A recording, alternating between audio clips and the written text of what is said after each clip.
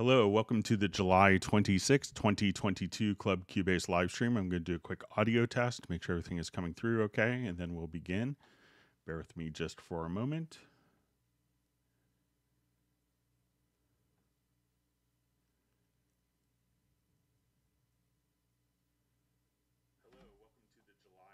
All right, everything sounds fine on my monitoring computer. My name is Greg Undo. I'm the host for the live stream today. I work as a product specialist for Yamaha Corporation of America, primarily focusing on Steinberg products.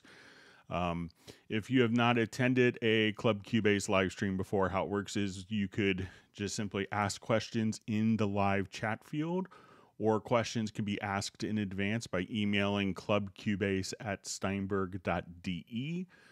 When asking questions, if you could indicate which version of Cubase it is, whether it's LE, Cubase AI, Elements, Artist, or Pro. Also, if you could indicate which level or which version, so if it's 10, 11, 10.5, or 12, and which operating system you're using, whether it's Mac OS or Windows, that information would be helpful. Sometimes I will lose the ability to keep up with all the questions in a real-time manner, and sometimes I may be 20 to 30 minutes behind the chat. I will try my best to catch up throughout the live stream, but if you don't see an immediate response to your question, if we could try to avoid asking the same question repeatedly, that would be appreciated. You should have an index of all the topics covered in the live stream tonight, several hours after the live stream finishes, with timestamps and an index so you could quickly navigate to different topics covered in the live stream. If you wanted to search for topics that have been covered in previous live streams, you could go to cubaseindex.com, and we have Jan, who is kind enough to compile a website for that. So I think we may have crossed 19,000 questions that we've done since pandemic started on the live stream, so you could check that out. We also have two people that serve as moderators. We have Jazz Dude and Agent K. We want to give special thanks to them. They're not Steinberg employees. They just kind of do it to make it a better community. And we also want to give special thanks to Jazz Dude for all of his work he does on the Cubase Nation Discord, which is a wonderful resource of information. So with that, we will go ahead and get started.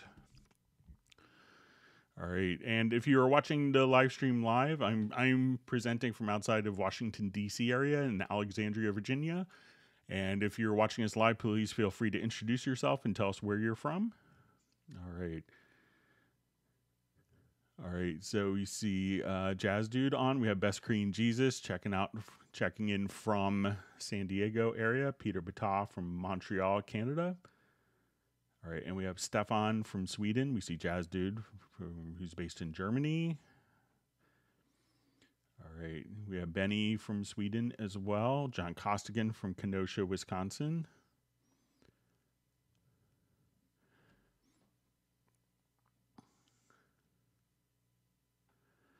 Okay, so we see, hi Greg, when I save a set of track quick controls as a preset and open another project, although the preset name appears in the load menu, it won't seem to instantiate using Cubase Pro 12.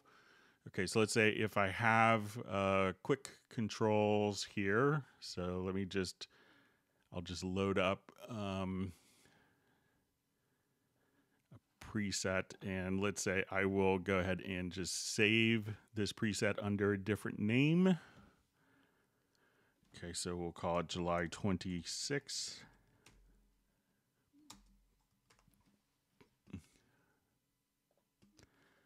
Okay, so now if I just come over here, I move my choice sauce fader box, I could move my quick controls. Okay, so I'm going to go to a new project here, and we're in Cubase 12. And we'll just start fresh, and I'm going to load an audio track into this particular project. All right, so we'll click Add Track, and let's load up my July 26th preset. So we can see that it looks like they're all, may not be. Let me just add a stereo audio track. Sorry, it's gonna be. So now we do this. I'll go to my July 26th. So we'll have the same channel configurations. So now all my quick controls are recalled that I had saved.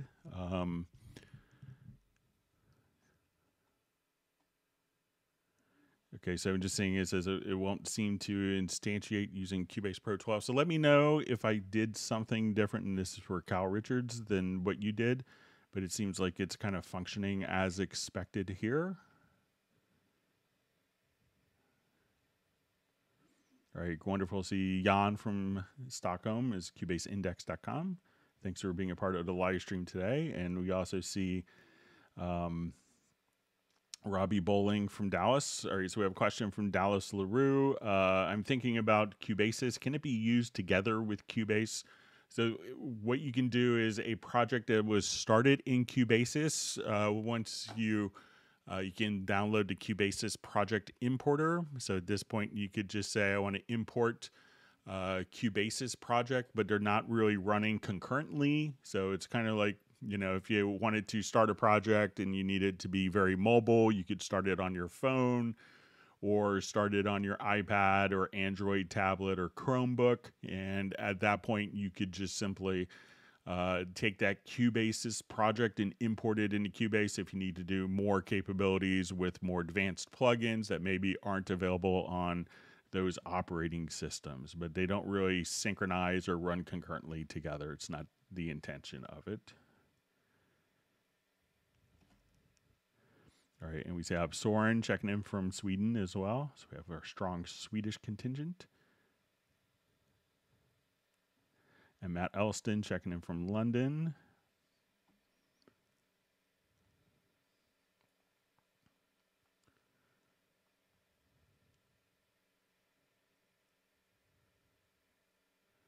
Okay, reading through, we see Michael Teams from Weatherford, Texas. He says it's a cool only 100 degrees today. So in Texas, so. All right, and Michael Teams wants people to whack the like button, and that allows us to continue to do these live streams. It's pretty inexpensive cost of admission. All right, so we have Tada Azizian from Armenia saying hi. All right, and we have Carla from Puerto Rico. So enjoyed going to Puerto Rico. I got to do a Cubase presentation there about 20 years ago. It was a lot of fun in San Juan.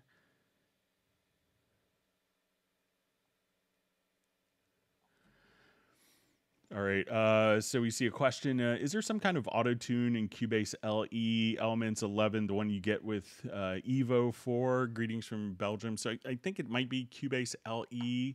If it, you know, the more advanced versions of Cubase will have like Very Audio in Artist and Elements. But what I would try is if you go to Inserts, look to see if we go under Pitch Shift, if you see Pitch Correct plugin, and then here you could just simply say, okay, I want to set it to a particular scale. So you can say, okay, I want it to be set to, you know, a C major scale or F major scale, and you could kind of do this as real-time tuning. So I'm not sure if that comes with the LE version, but if there was anything that came with the LE version, you could just simply use the Pitch Correct plugin. So give that a shot. You know, I think it's in Elements. I'm not sure if it's in LE or AI.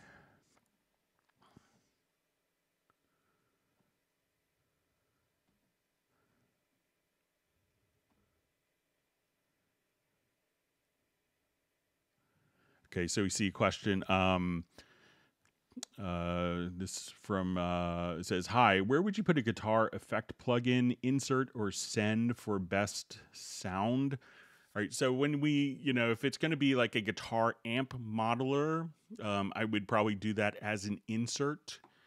So if we wanted to come over here, we could go to distortion and let's say, okay, let's go to the VST amp rack. And then at this point we could, you know, see our different amplifiers. I would run that as an insert. If it was going to be using the same reverb for the guitar as you wanted on the snare drum and the vocals, that's if we wanted to have an effect like a reverb or a delay that was going to be used across multiple sources, that is when I would choose to add an effect track and say, okay, I just wanted to come over here and do a reverb.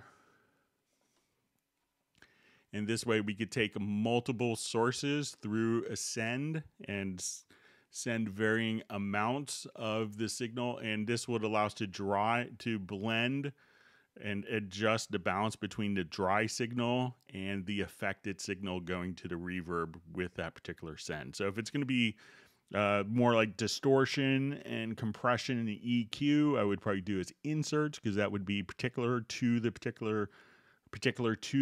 channel. But if it was going to be an effect like a reverb or delay that might be shared across multiple channels, then I would use an effect send and create an effects channel track and then send to that using the effect sends right there.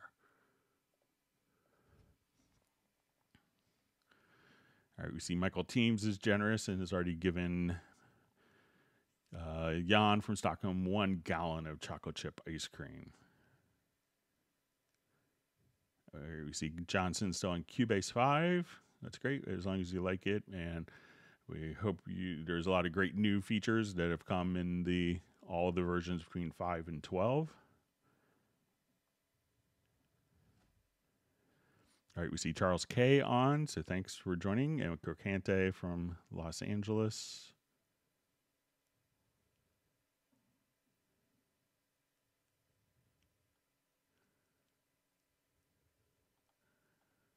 All right, so just see, is this also possible with Cubase 11?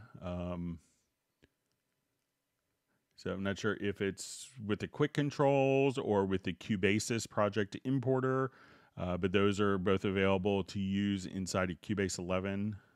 So let me know if there's a different function that you're asking about.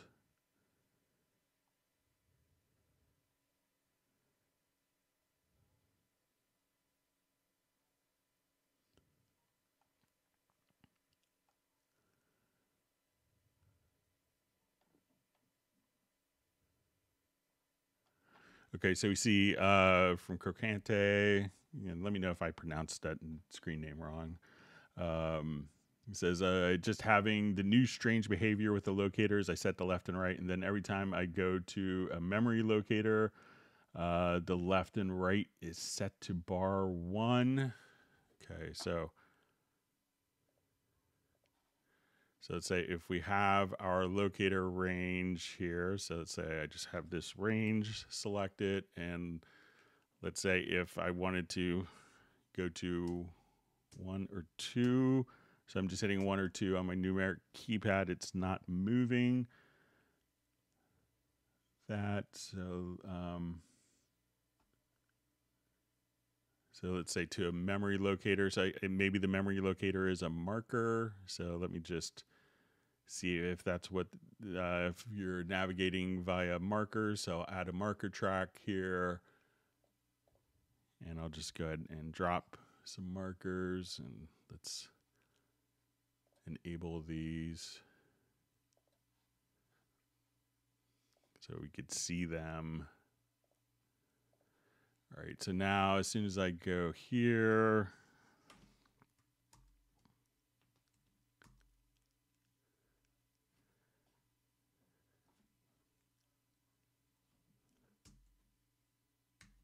all right, so one thing that it might be is, let's check a preference and see if, so mine doesn't seem to move that, but it could also be a particular preference. So let's go ahead and take a look here, maybe under editing.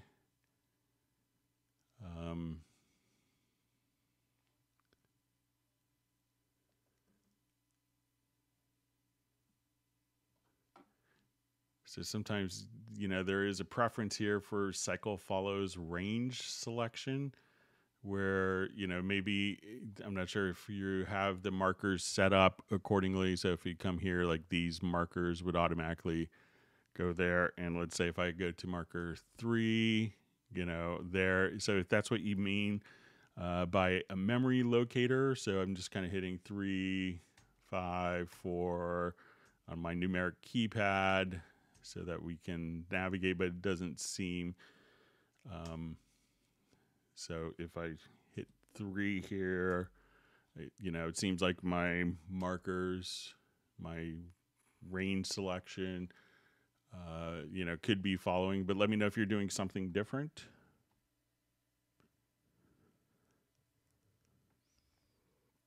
All right, we have Chris Howlam from Columbia, South Carolina. Thanks for joining us. Memento from Finland, and no beer today from him. All right, we have Ricardo from Dusseldorf. All right, Tata Digital Studio live from Finland.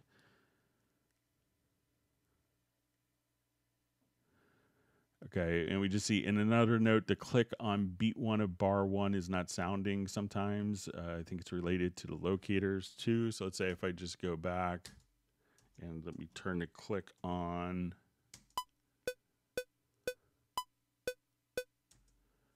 So let's say if I go back. So that all seems to be kind of working as normal, but check that preference. All right, and we have Razel checking in from Denmark, and Rick France from Pacific Northwest, I believe in Oregon. Thanks for joining us. So we see greetings from Georgia. Are there ways to learn Cubase remotely? I'm sure there's lots of people. I do it occasionally, or as people will, there's people that will do one-on-one Cubase lessons. There's also, going through the CubaseIndex.com. There's so much great information on YouTube, and what I would probably do is if you have a particular question. You could, Google that or you could search for it on CubaseIndex.com or just ask any question that you want here. But I'm sure there's lots of companies that will do Cubase kind of consulting for you. All right, so we have Knight Rohan checking in from Switzerland. Thanks for joining us. Just enjoying one of my friend's vacation photos from Switzerland on Facebook this morning. Always wanted to go there. All right, and we have Simon checking in from Pontypool, South Wales. Thanks for joining us. And Brian Sawyer from Beulahville, North Carolina. All right, and Emil from Sweden. All right, and V-Jazz from Nigeria. Thanks for all being on the live stream today.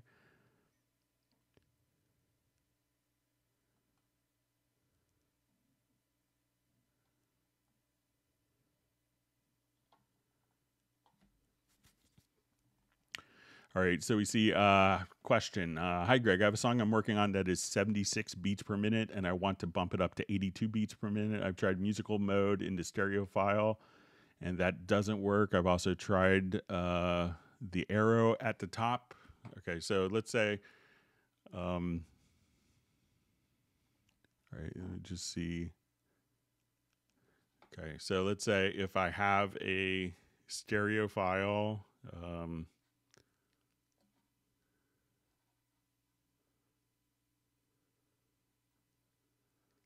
just go to a particular project.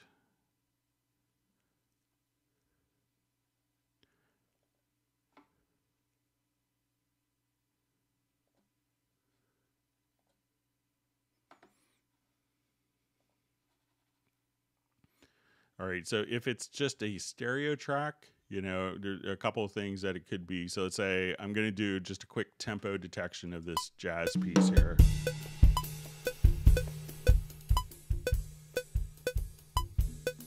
So we can see that we listen, we don't hear the click with the particular track. So I'm going to come over here to my tempo detection. But if you know what a tempo is, you don't have to do this.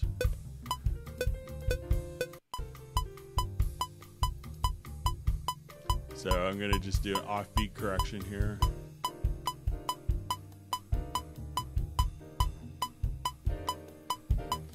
All right, so we have our tempo. So what we want to do is to make sure, and in this case, if it's varying tempo, I'm just going to set this to,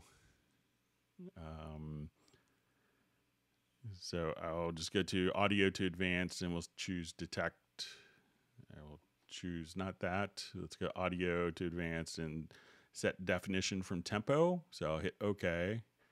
And now once we have this, make sure that not only the track itself is in musical mode, but make sure that the actual event selected is in musical mode.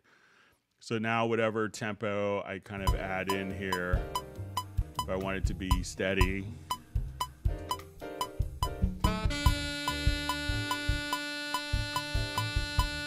so I want to go to 156.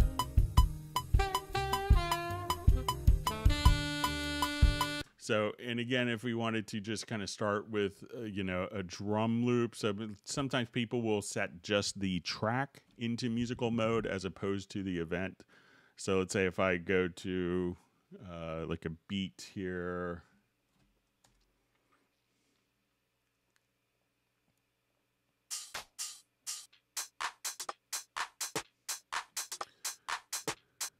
Okay, so, you know, we come here and sometimes people will put the track into musical mode, and then they change the tempo here.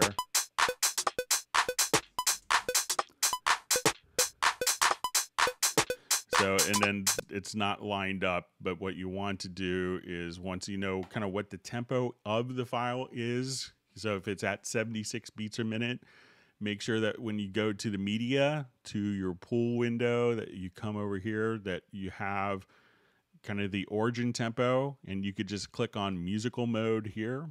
And now whatever tempo we switch it to, it will now follow tempo changes. So I want to go to 100 beats a minute, or I want to go to 156. So make sure that you have the track in musical mode, and you could also enable musical mode right here from the info line for a single or multiple files, and then it should automatically follow.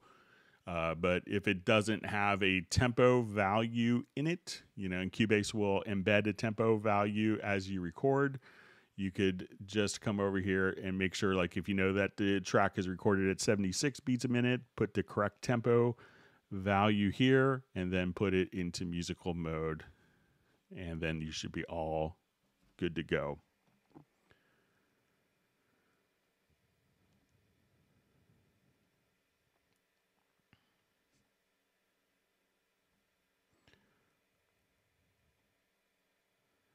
All right, so we see from Nick, just asking my family if we had a great weekend. So we did. We got a new cat last Tuesday, so we were kind of learning all about our new cat. So, but we had a nice, relaxing time.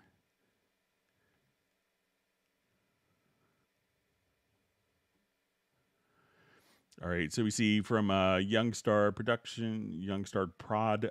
Oh, what panning setting is that in the mixer? So it could have been when I added a particular surround. So when we go to, let's add a number of different audio tracks here.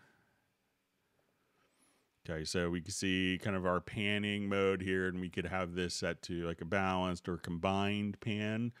So if it's this, you know, we could go to preferences, and I think under VST, we could set our, we could have it set to our stereo panners to combined panners like this, or we could again come over here to, we want it to be a balanced panner. So, you know, as we would switch between, so if I wanted this to be my default panner, we could do that. Now, if I have a, I may have had an ambisonics output or a surround output.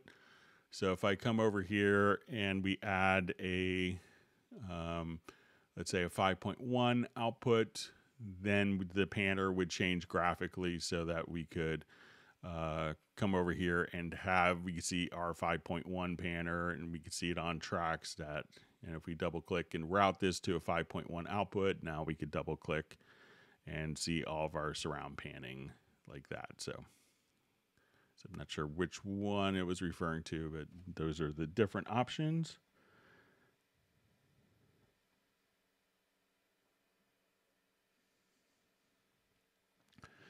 All right. So we see, hi Greg. I'm regularly called upon to track vocals over a pre-recorded track, often without a count in. How best to construct a couple of bars of clicks in the tempo of the track? Thanks. Okay, so let's say if I want it to come over here, we'll do new project.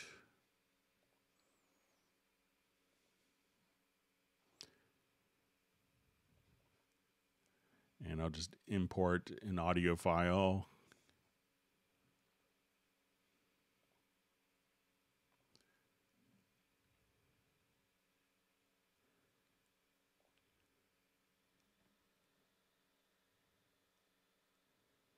Let's see if I have,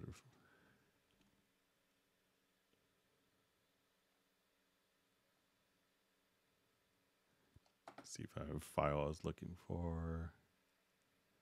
I could play.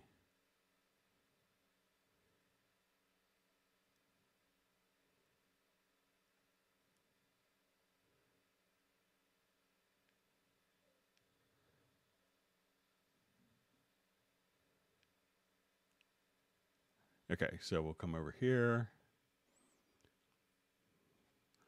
All right, so let's say I have my tempo here, and I just wanted to, and let's see if this is, if we go to our pool window. All right, so say we're at 120.42, so let's come over here and we'll just. All right, so, you know, one of the things you could do if you wanted to just add kind of like a count in and you know what the tempo is of the particular file. I'm just going to check my connections here.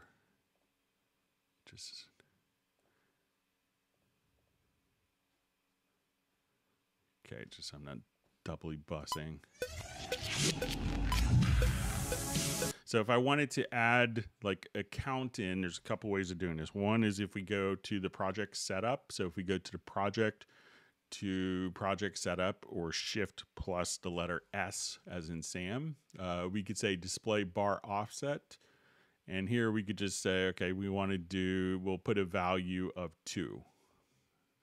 All right, and we'll get this. We've modified, you want to keep the project content at its bar position. So we'll say yes. And now as we go to listen to this, we can now have 2 bars. And then you could just kind of start off right like that. So if you need to kind of insert space before a particular project, again, go to the project setup. You can set your display bar offset. And at that point, that could give you kind of 2 measures of pre-roll, so that you can have a measure 0 and a measure -1. So you could check that out.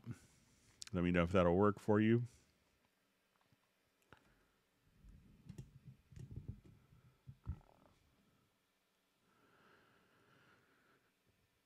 All right, so we see, what is the best LUFs, the LUFs for an MP3 podcast with the streaming platform? So I know a lot of people want to actually get it to a lot of the streaming services. I think Spotify is a -14 LUFs, but each service may have a slightly different level requirements or level suggestions. Like, you know, I remember last time I was in Los Angeles, I was hanging out with one of Zed's engineers, and, you know, like, he was all proud because he found like the magic LUFs formula for YouTube to make everything sound better on YouTube and give him that edge. And he just kind of figured out what was best. But so what a lot of people will tend to do for streaming platforms, and this is kind of an ever evolving figure, is kind of -14 LUFs. So if you wanted to, once you're all done, if you had the mix down of the file, you could just come over here, and an easy way to do this once you know what the figure is, is just to come over here to processes. And then if we go to normalize, we could choose to normalize via a particular loudness standard. So a lot of broadcast will be -23. So as we normalized a particular track, we could normalize that to minus 14 LUFs. So I would, for default for streaming services, I would go to minus 14. And then often they'll have kind of, documentation of what they're kind of expecting so that as you work with it, you're not necessarily having to have all of your dynamics affected afterward in the particular process. So I would try minus 14 LUFs, but, look to see what, each streaming service may have slightly different requirements.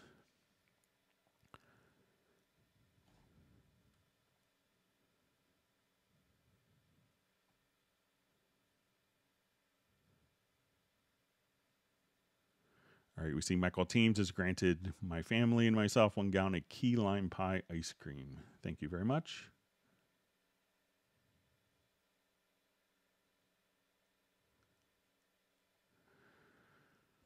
All right, so we see a question. Sorry, my chat field just jumped. Hey, Greg, just wanted to know if Loop Mash would return. Can't find it in 12. Only have Loop Mash FX.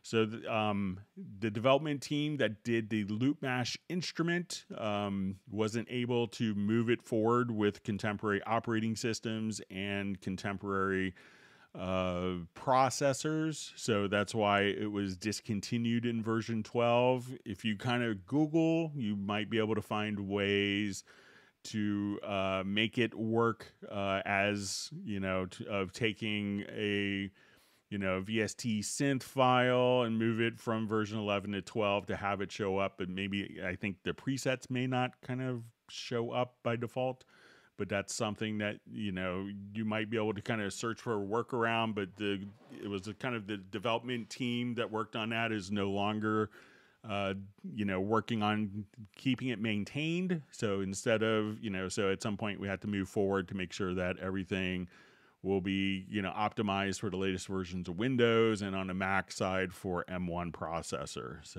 And that was different than the Loop Mash FX. So that's why, some of the other instruments aren't moving forward. All right, we see Gerald Ely checking in from Martinez, California, and Radar the band checking in from Texas. Thanks for joining. Okay, so I'm glad I'm pronouncing Crocante correctly after my PZ136 error for months. So.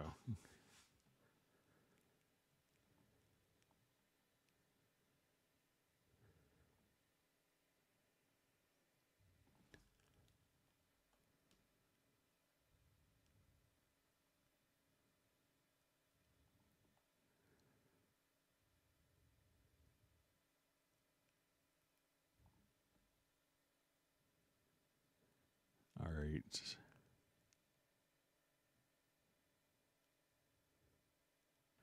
All right, so we see from PZ136, can you demo the brass libraries, sax, trumpet, and what sampler do they work with? So with Hallion, there is kind of a hot brass instrument set. So come over here, we'll load up a Hallion 6. And I think this also comes in Hallion Sonic SE, or I'm sorry, with Hallion Sonic, maybe not Hallion Sonic SE by default. But we'll just go ahead and open this. So there is kind of a hot brass library. So if you wanted to come over here, if you wanted to, I'm a horrible.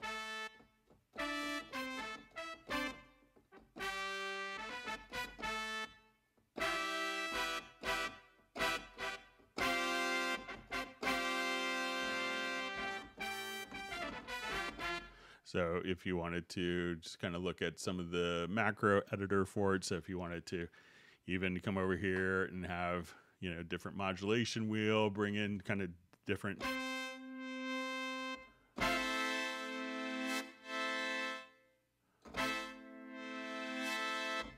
You could be able to adjust different sounds, and you could, adjust the glides if you want to have arpeggiators between them. But let's go ahead and we'll just load up a couple other presets, but so if you wanted to have different arpeggiators there, so let's say more of a dynamic section, so.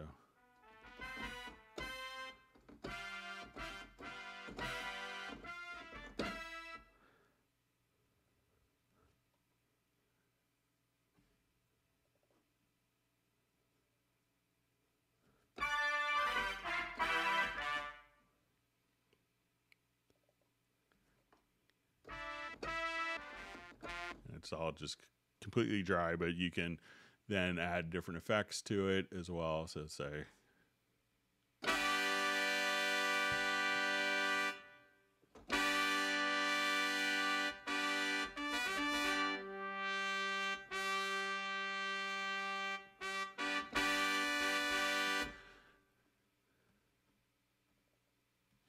so just a couple of presets from it.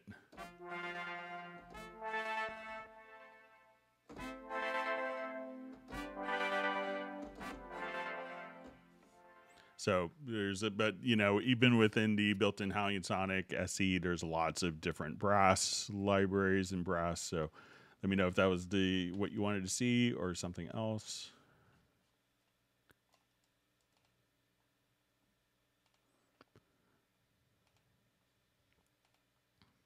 All right, you want to thank Jazz Dude and Agent K for their vigilant moderation.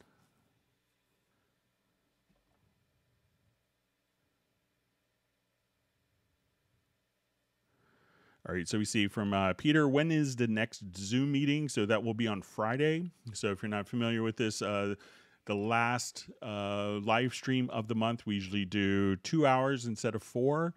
And what we want to do is, and then starting at about 3 p.m. U.S. Eastern Time, we have a Zoom meetup. So everyone can kind of meet, and we'll give a link to the particular Zoom meetup in the live stream, in the next live stream. So look for that. Or if you want it in advance, you can email me at clubcubase@steinberg.de.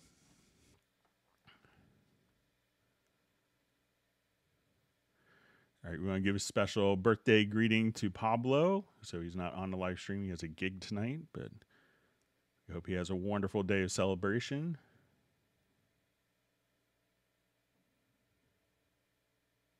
See a comment from Chris Harrison. Thank you so much for fixing Time Warp, Steinberg. So.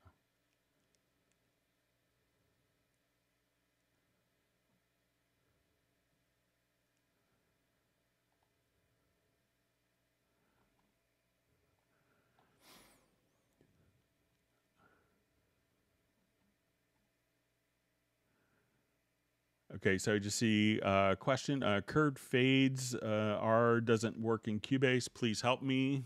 All right, so so when we go to automate, so if I wanted to do, let's say, a fade out on an event here, I could double click, and let's say if we wanted to do more kind of like a sinusoid, you know, we could adjust and apply the fade. So we could do kind of curves there. And if you wanted this to be more curved like this, we could just kind of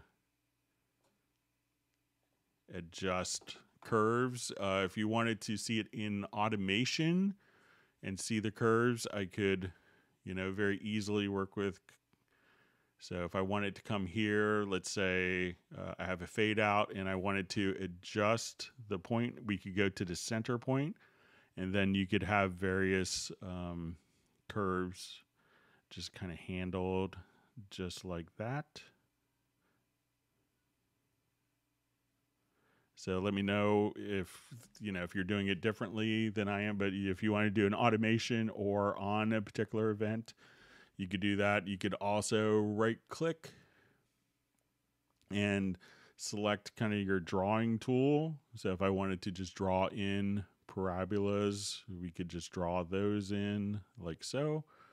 Or if you just wanted to do kind of your various curves just like that between 2 points. So let me know if that's not what you mean or intend. Okay, so we have Thermonuclear War checking in, wishing everyone, saying hello to everyone from a warm Serbia. Thanks for joining us.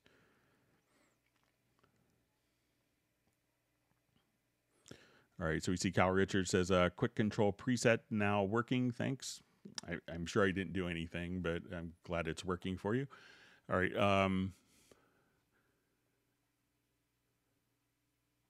Okay, I'll just revert this project here quickly.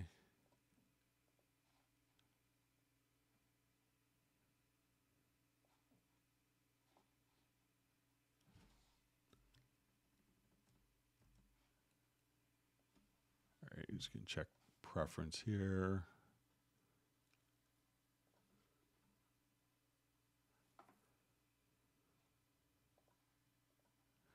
Okay, so we had a question. Hi, Greg. Could you repeat the set event definition from tempo bit? Sorry, everyone. No problem at all. So what this will allow you to do is if we have an audio file that's varying in tempo. So let's say as we come over here, you know, what we can do is, so I'll take this particular project here and I'm going to do a tempo detection of it. So, all right, so let's say we have our tempo here, and we can see that there's going to be, you know, various.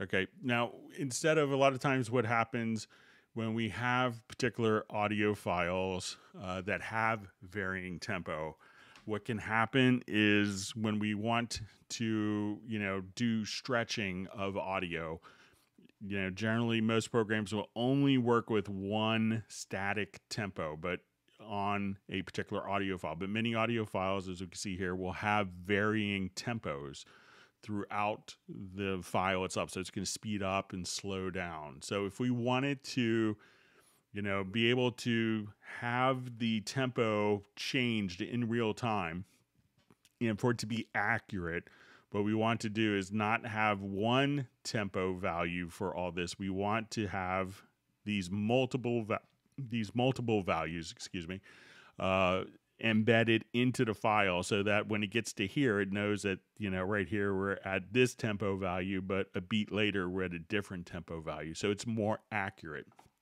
So to embed these tempo changes as metadata into the selected audio file, we could select that, go to your audio to advanced and say set definition from tempo.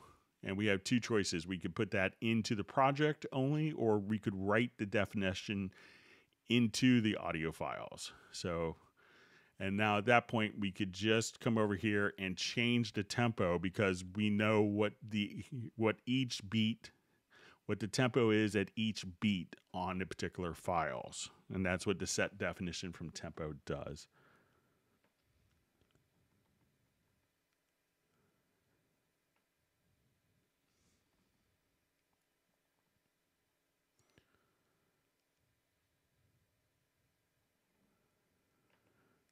Okay.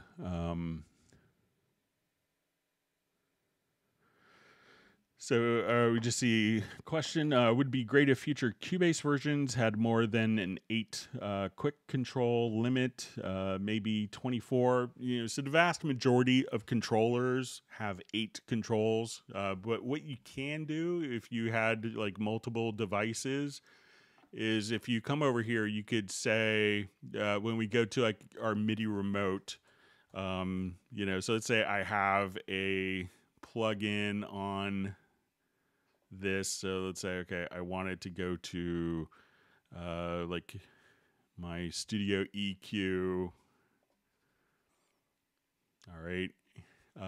So we could come over here and just say, okay, these are going to be our quick control assignments. So I could come here. All right. So I can see my quick controls for my EQ, and that's fine. But we could also, once we're, you know, if we wanted to have, you know, particular setting. So let's say I'll come over here to my choice sauce controller here. So, but we could lock these to a particular track, or you could lock to, you know, particular quick controls. So if I'm here and let's say I go to maybe another audio track, and I think if I did this right, I could select another track and I could just lock these quick controls to this particular plugin if I wanted to, or I could lock it to a particular track so that it's always going to be controlling the quick controls on the track. So let's say if I come here and I want it to take this lock off, now I could lock these to a particular track. So I could say, okay, I want this, and we'll say, let's go to the loop mash. And now whatever I do, it's going to control, let's say, the mixer channel for these different components. So as we do this, and then I could have 8 quick controls. You know, if I go to another track and I have quick controls, you know, these are only controlling the quick controls of this track. So if you have multiple devices or multiple faders, you could configure those to be, you know, different banks and have those locked and controlling different aspects as well. So, but, you know, one of the problems is, you know, the vast majority, probably 99% of keyboard controllers have 8 faders or 8 knobs to control with. So.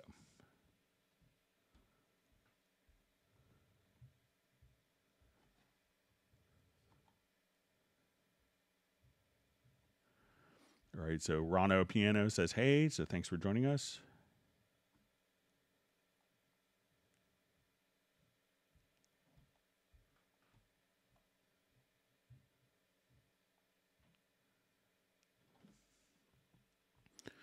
All right, so we have from the Barry Lerb show, says, in Cubase 12 Pro, I noticed that there's a note saying that we should use the new MIDI Remote Manager in the future. Does this mean that the current old MIDI mapping system is going to go?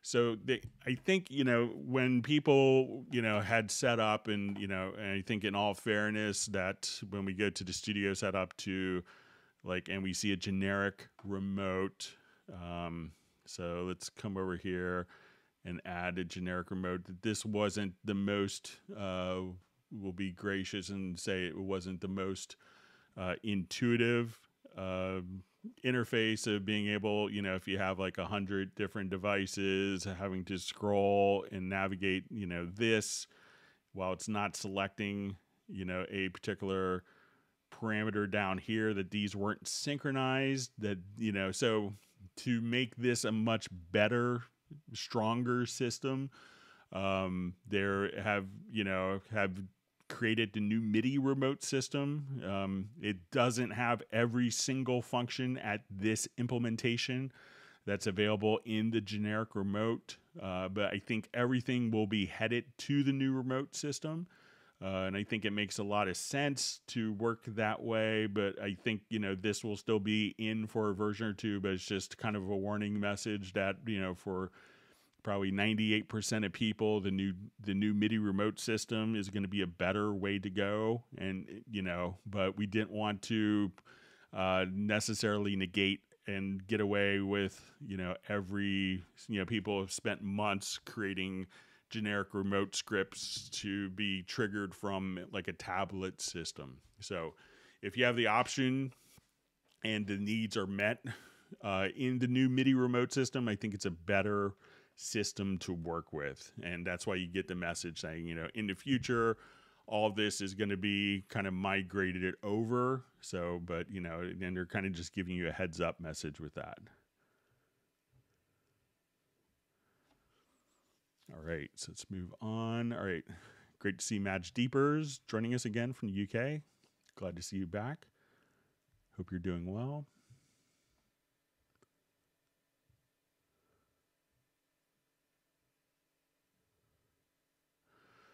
Okay, so we see question. When mastering on the master fader with the brick wall limiter set at a -1.1 when setting the minus, when setting to 14 LUFs setting, the master fader drops down to -3 or below. Does that matter?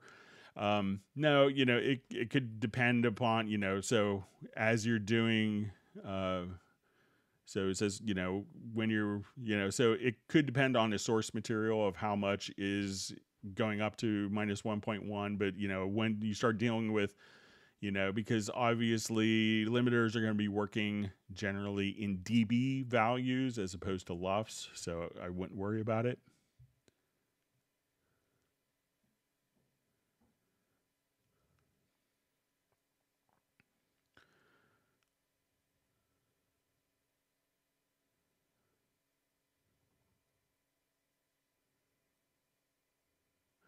Okay, so you just see, let me see if I could, this from PC136.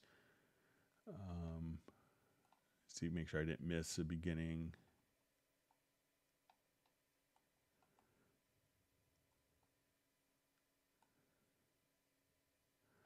Okay, so I just see, from PC136. Does it have any features like chord split and how it arranges voices when you send it to chords? So I'm not sure what the it is, but if we want it to,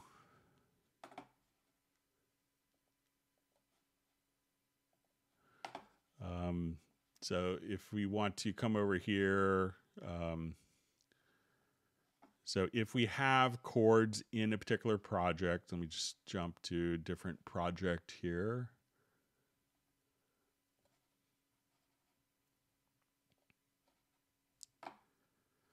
So let's say we have a chord track. Let me just set this.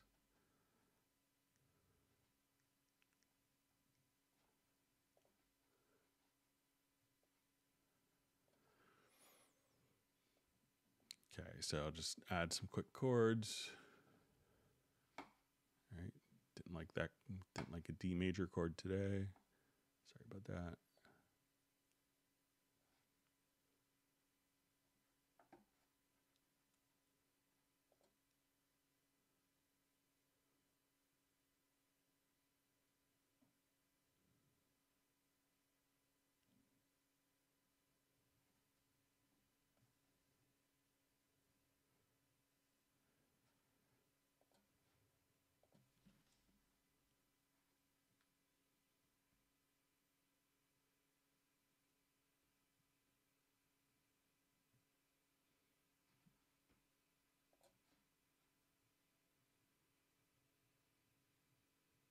All right, just get this project open. So I'm not sure if you wanted to split chords in real time or if you wanted to, but let's say if we wanted to come here to like a Rhodes patch, I mean, you could, let's see if we could do something in the input transformer. You know, if we have like chords that are set up,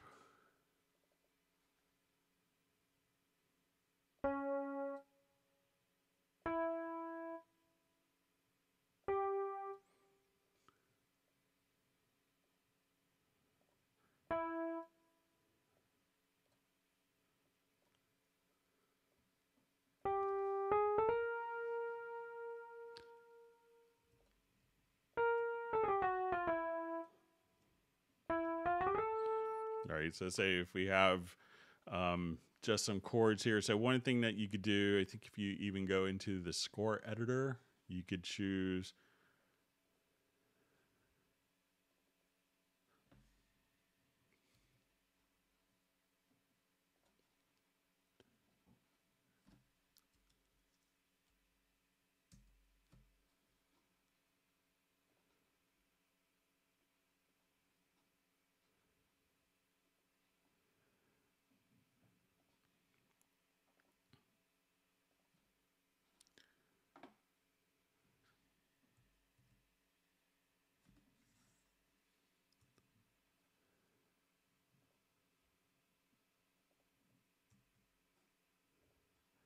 okay, so say if I wanted to, I think that in the score editor, if you wanted to do under functions that you could explode and say we'll create new tracks, and then you could have each voice, different voices of the chords onto different tracks if you wanted to do stuff like that. But you could also use logical editor commands. So if you wanted to come here, we could say, take the lowest note in the chord and extract to track. So let's say I'll remove this, and we want to say type is equal to note, and we could say property is set to maybe context variable is equal to lowest note in chord.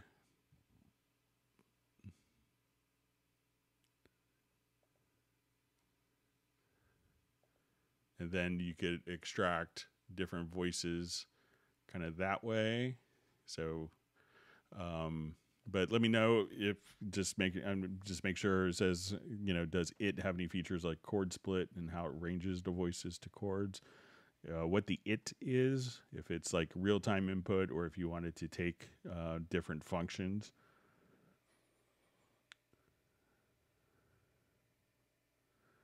Okay, so we see, hello Greg, question. Can you show how your Korg Nano control works in Cubase 12? I mean, all the windows like quick controls, mixer, EQ, and how to switch to MIDI remote windows of one controller. Okay, so when we go to, let's say, our MIDI remote here, and I'll sneak over to my Korg Nano control. So, when you have the Nano control, and, what's so great about it is, if I wanted this to do,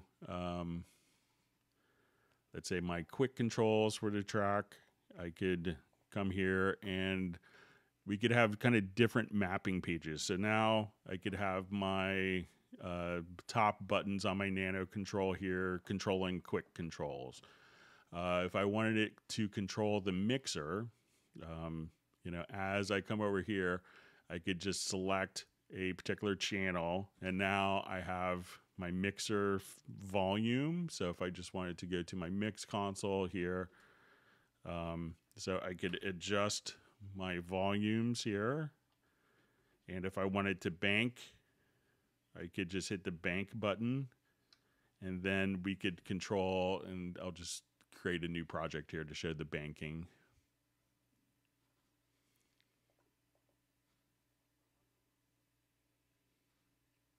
I'll just add like 32 audio tracks. Okay, so now as I click here and my MIDI remote is set to mixer, and this is all configured, we have solo, mute, record enable, but as I select, and this is one of the things that was always annoying about the Mackie control protocol, if I click on 9 now in Cubase, that will automatically bank so that my mixer will, once I hit the bank button, I'm now controlling channels 9 and 10. If I hit the bank button again, I could control, channels 1 through 2. So as we just come right here, so I don't have to actually, it'll follow whatever bank selection that I'm doing. And also, if you want to get into more MIDI remote, you could just say there's other mapping pages. So I could say, okay, just for this selected track. So if I wanted to control, my transport will be consistent. I could control only parameters on the selected track. So as I come over here, we could see volume. I could adjust, just those particular elements here. And let's say, okay, I want to do EQ of the selected track. So at this point, if I open up the EQ on this track,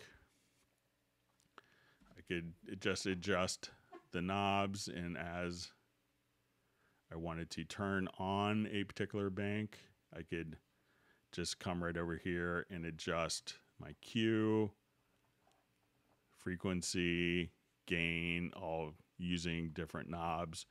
So those are just like, without having to do anything with your Nano control, you could have control over those different elements that quickly. You just connect it.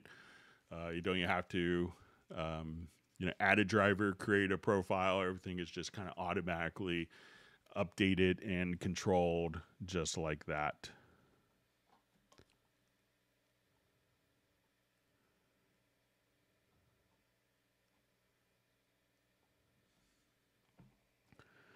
Okay, so we have a question from Thermonuclear War. I never put master plugs on master fader. Maybe is some mistake. So, generally, this, I had a discussion. I was with my friend Greg Lukens yesterday. First time I've seen him since COVID started, and he's a kind of a world-renowned mastering engineer. Gets all the projects that no one else can fix. And is a blind mastering engineer. And he was just kind of commenting on how many people, are a disturbing trend he sees in younger engineers is people just loading up a mastering chain and mixing into that and doing the mix throughout that process the whole time. So if everything sounds great without plugins on your master fader, great. And you probably did something really well in the arrangement and your mix. So you don't have to put out, a plugin on your master fader. So sometimes it's a quick, easy fix to kind of get a sound, but often you maybe come up with better solutions for a particular sound.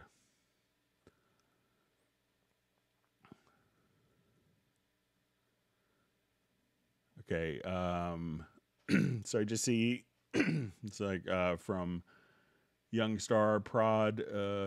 So, whoa, I'm gone for 10 minutes. This is amazing. Was that a fade out window? So, if you have an audio event on the project window, so let's say if I come here.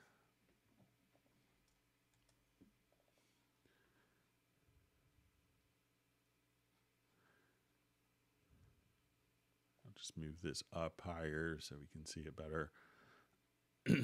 So just if you wanted to, fade out on a particular event, I'm not sure if this is what you're talking about, or if you wanted to double click in the fade region, you could come over here and now you could apply different fades like so, or if you wanted to open up the automation lane, so you could have it on the clip, or if you wanted it to be in automation, I could come right over here and within the automation lane itself, we could just say, let's extend that. And now I just wanted to do kind of the fade there. And then once we select it, we can have our Bezier curves handled directly like that.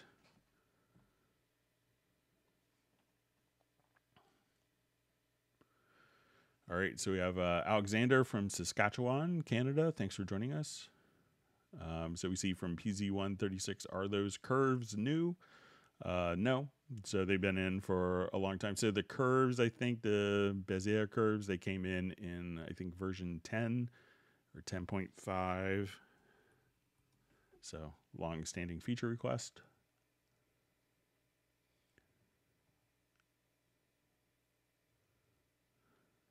And we see P-Zone 136 saying the ones on a waveform. How did I miss those? So, yeah, so they've been there for, I think since Cubase SX1. So if you just saw that, that'll be your free gift of knowledge for today. All right, wonderful to see David Reuter and Kristen Parisi from Big Tent in Nashville. Glad you could join us today.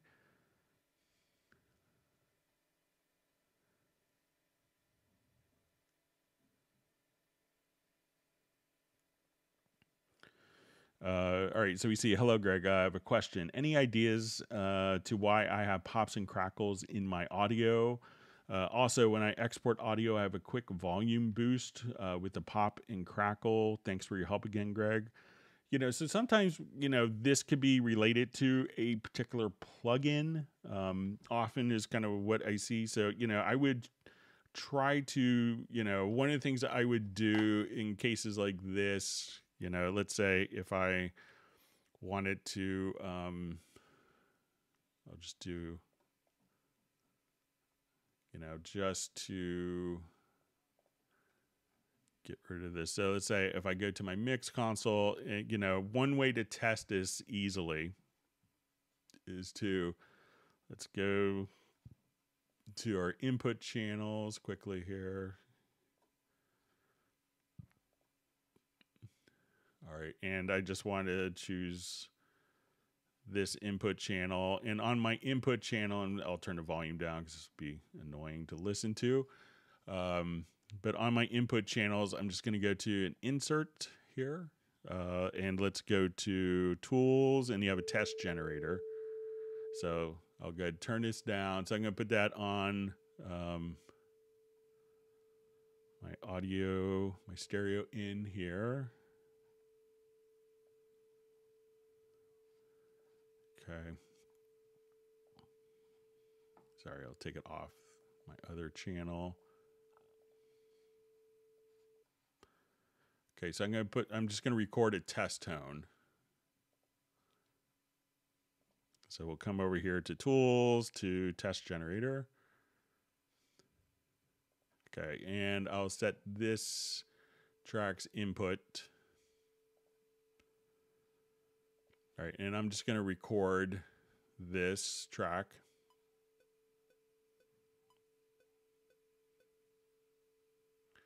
All right, so we know that this is going to be minus 12 dB, I think. So we have a 440 hertz tone at minus 12 dB. Okay, so now we'll go ahead and stop. So if you are hearing like clicks and pops, one of the things, you know, I would check always is going to be just the buffer size. So, you know, first thing I would check is to make sure that when you go to your studio setup and you click on your audio interface here, try raising the buffer and see if that makes a difference for you. Once you go into the audio system here, you'll probably also see under advanced options. If you're on Windows, you can make sure that you have used the Steinberg audio power scheme enabled. You have ASIO guard and activate multi-processing. So now if I wanted to take this particular track here and try with no plugins and just we'll just say I'm going to do an export audio mix down. I'm going to set the levels here at 0 dB on my master outputs, and we'll set it to 0 dB here on my channel. So now when I do an export audio mix down, and since we look at the waveform here, it's going to be, you know, with our sine wave, it's going to be incredibly consistent. So if we had kind of a volume bump, we would notice it pretty easily, like at the beginning of the file. So let's come over here. Let's export audio mix down. I'm going to do my stereo out, and we're going to create an audio track directly back in. So we'll say export our mix down.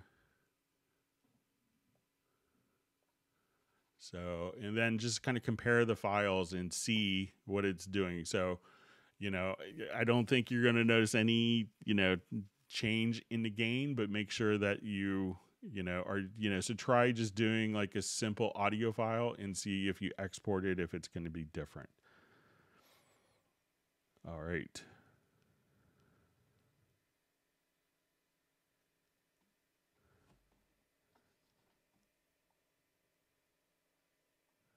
Okay. All right, so I just saw.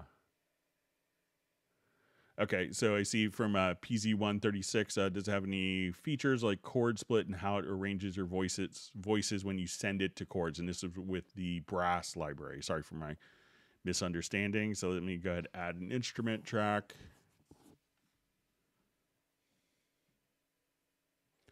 So I think some of the presets will allow you to kind of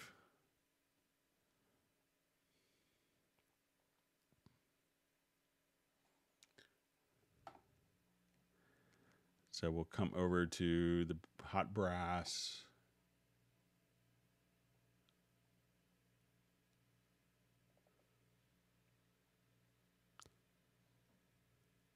So now we'll come over here to the macro editor.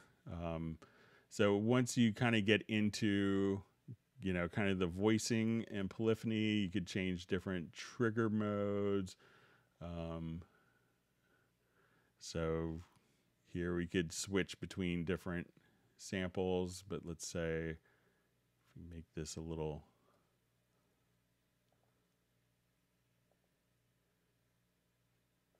so these I think may just kind of automatically be split to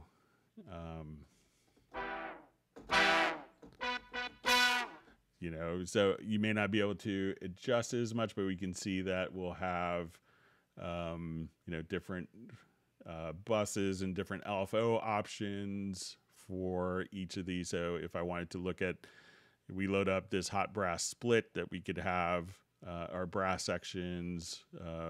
So, you know, as we would do different layers here. So there's a lot of flexibility with that. So sorry for my misunderstanding.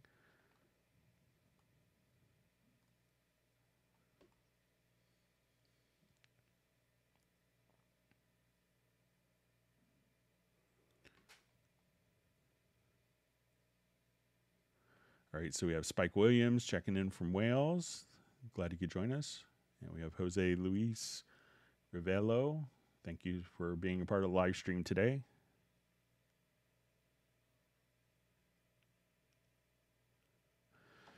All right, so we see, so wait, where can you make parabola curves? All I see is the line tool. All right, so with the line tool, so let's say if we come over here, there's multiple line tools. So if I wanted to just draw in automation, so we'll select the line tool, and then, so I'm holding down my right mouse button, select my left mouse button, so I could draw in a parabola.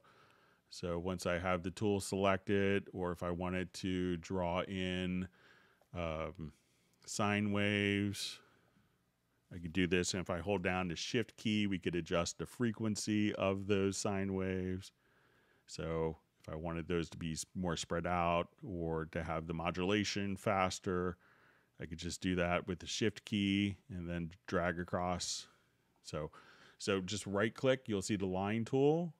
To see the tools, hover over it, and then you can left click, and then you could select kind of your different tools here. So you have a line, like a straight line for linear, parabolas, sine waves, triangle waves, square waves. So now you can have fun doing all sorts of different LFO type of effects if you want to easily.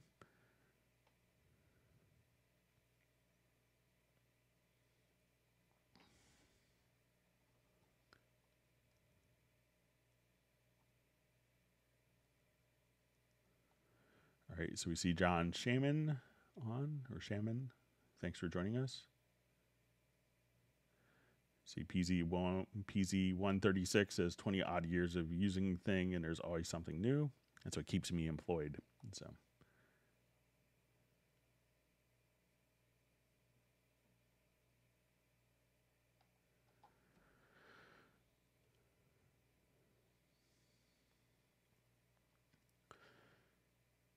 Okay, reading through comments.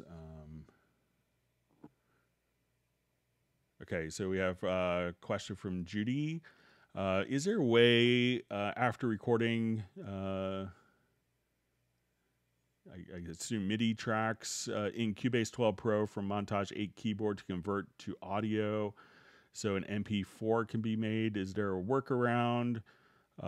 So once you have it, you know, recorded into, so if you have the MIDI information that's recorded into Cubase from the Montage, what you would need to do is to take the, you know, and the Montage I think has a USB audio output, but most people are going to be using an audio interface.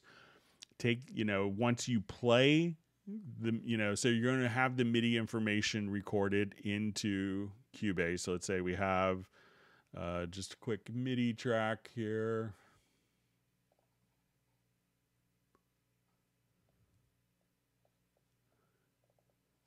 All right, so let's say we have our MIDI track, and let's say this is our MIDI that's going out to our montage. So this MIDI gets sent out to the montage.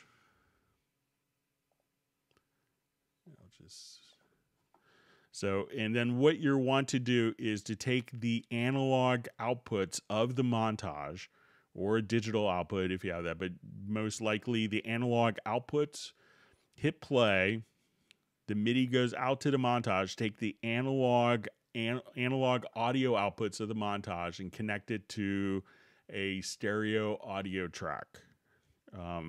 So at this point we could, create a stereo track. So you hit play here, the MIDI information goes to the montage generates the tone. That's why you often hear people refer to instruments as tone generators.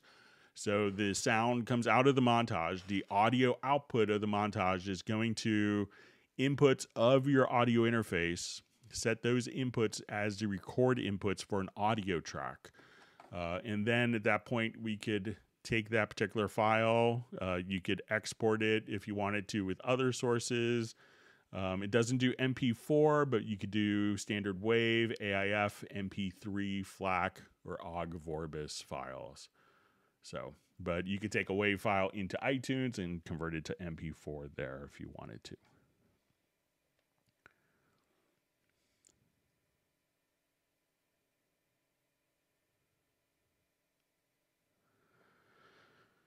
Okay, so we see from Soren, Greg, in WaveLab 11.1, there's a possibility to do global analysis on audio files. In one of the tabs, you can investigate what average pitch the audio has.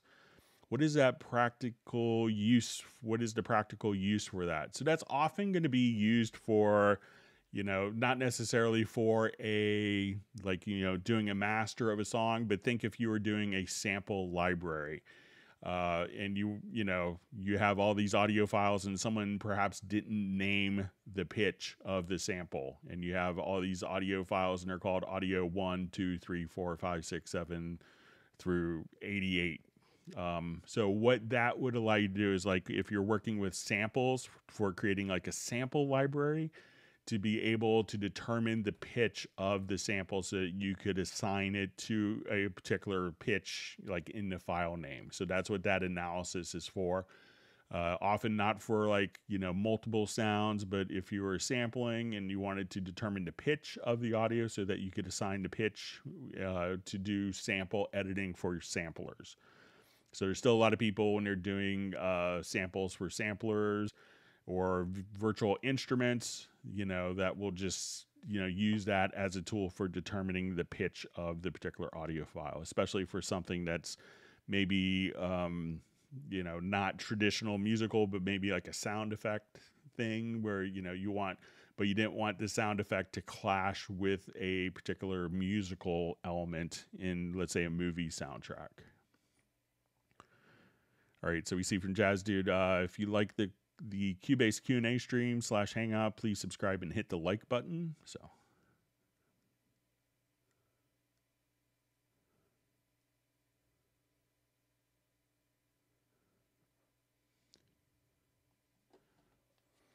Okay.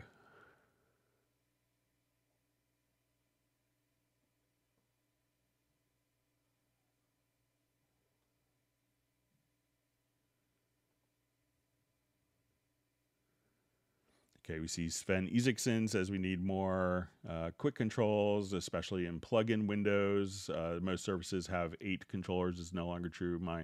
For instance, your very own P4 has 35, 17 knobs, 9 faders, and 9 buttons. But sometimes I want to have, different CCs for writing for samples, different faders and knobs for quick controls, and different knobs for having different functions as well. So, but, again, I understand the need for having more than, 8 quick controls. Okay, so you see a question. Hi, I saw Dom Segalis' desk that he has a button assigned to a specific lane in an event editor. How can I do that? Okay, so let's say I wanted to see only pitch bend here. Okay, so I can come over here and I just wanted to see pitch bend, and I have some other So I could come over here and we could save. So let's say if we come here, let's add a preset and we'll call it pitch bend. And I have some other presets here that I've done for in previous live streams. So if I wanted to, like I was helping Nari Soul, the wonderful pianist. So this is a preset I did for Nari Soul where we could see more. But I think that if we come here, that we go to our key commands. And then I think it's going to be under MIDI. Let me make this a little larger.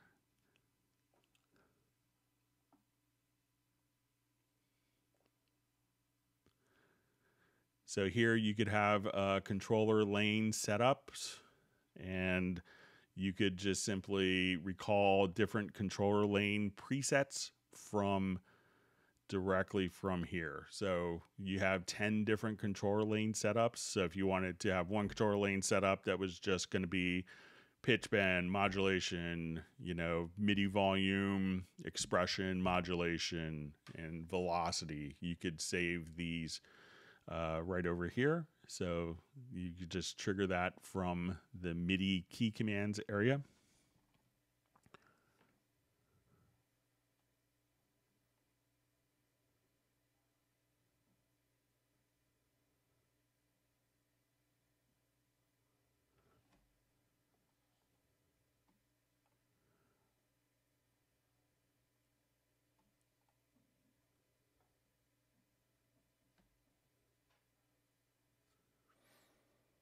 All right.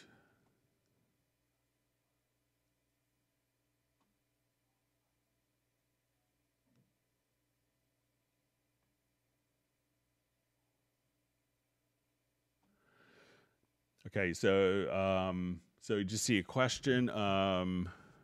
So it's possible to monitor on Atmos surround mix binaurally with headphones. How can I print it as a binaural waves file for delivery to a client? So I know some people do it through the routing it through like in the ambisonics. I was kind of playing with this the other day, and I didn't come up with kind of my solution I was looking for. So I know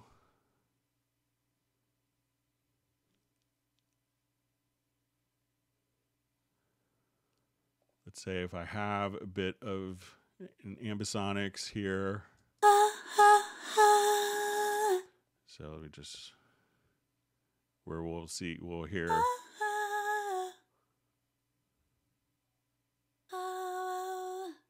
So we could have just some automation going on here.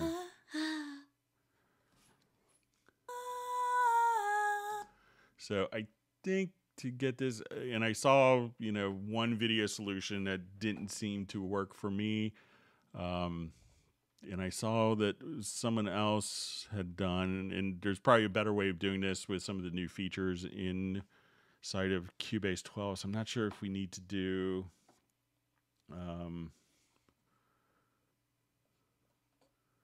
so let me see if we come over and do our export audio mix down, and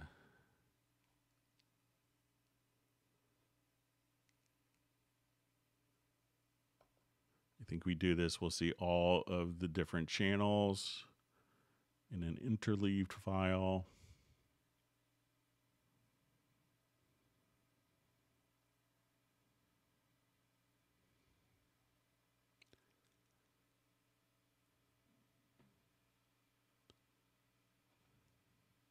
And I'll do it again and import it to the project. Sorry about that. We'll create an audio tracks. I think this will make kind of the interleaved file.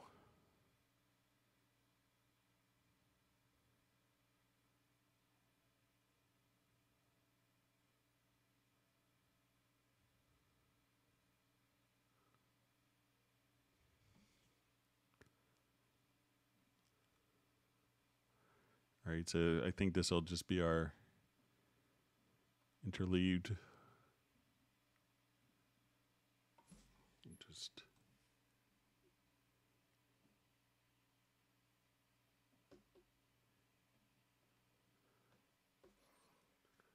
so I think, and you know, what I saw one person had did. I've seen workflows where you route it through the ambi decoder and you kind of create an ambisonics 3 bus. But when I kind of followed the video, I didn't get the same options available, but I could check to see for Friday spend. Sorry about that. I was playing around with it before the live stream, but I still haven't come up with an easy solution. I don't know if it changed with the binaural renderer being included within the particular VST renderer there. And I know that there's some settings when you go to the renderer here to so if I wanted to take this and come over to the ADM authoring, that, you know, we could set the binaural mode here. So I'm not sure if that has an impact. So I could play around with it some more. Sorry, Sven, I'm still trying to get a solution for that. But again, I think it's the Fraunhofer has the free ADM solution that clients could download.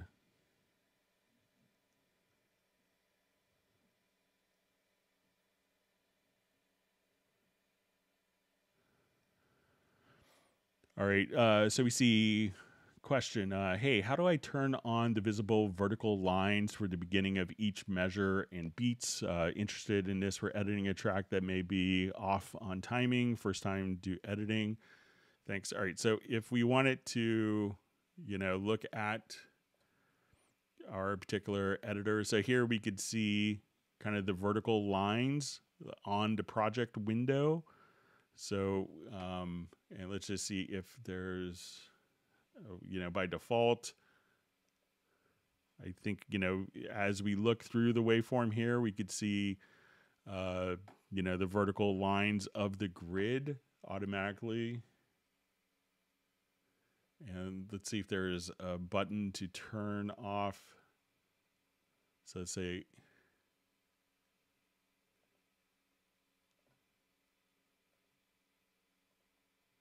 so, but if we're talking in the sample editor, as soon as we come directly to like an audio event here in the sample editor, so let's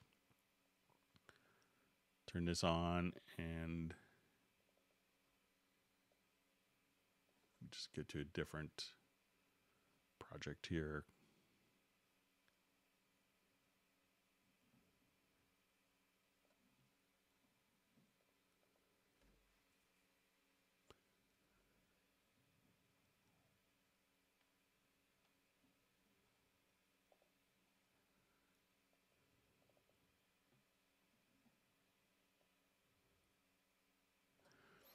All right, so now like once we're in the sample editor, and let's say if we're going to our free warp, that if we wanted to see the grids in the sample editor, you could click on this button, just this little icon to show hide grid. So, so if you don't see kind of the grid there, you could just click on the show hide grid, but you should be able to, as soon as you are looking at a particular event here, to see the grid lines underneath the event as well.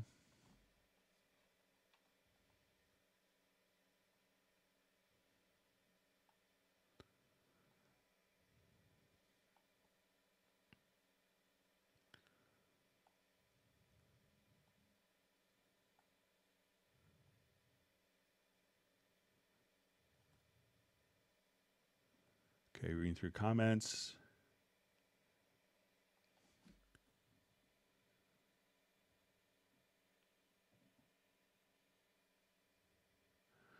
All right, so we see Greg. I know how to turn lanes into tracks, but it seems turning tracks into lanes is puzzling to me.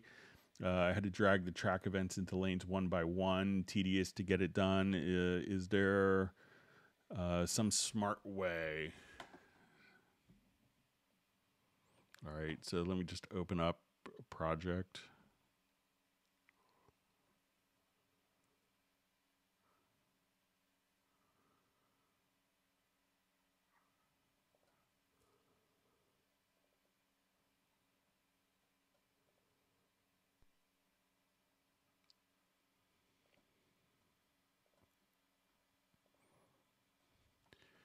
Okay, so I'll start over here.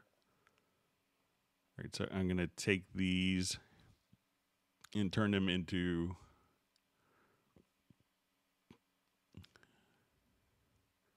tracks, and then I'll just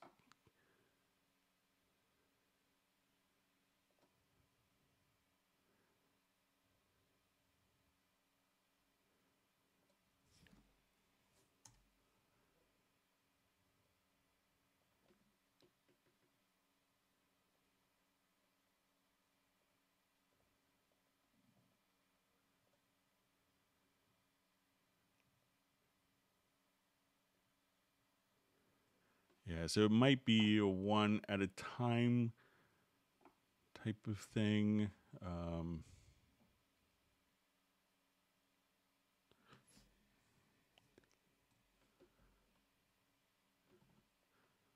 See if we could.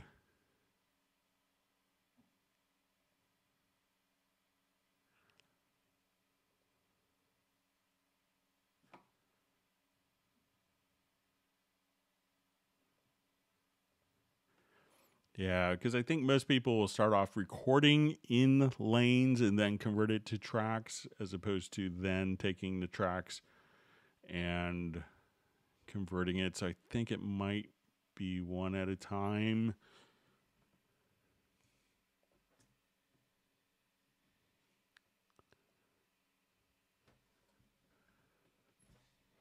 Let's just see if I hold down a modifier key. I don't think that will make a difference.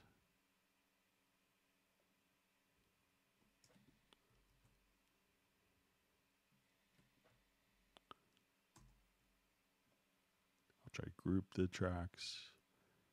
Still the same. So yeah, I think it's one at a time. I might be able to make some kind of macro to do it. If you want to email me, I could see if I could make a macro basically to move this event up.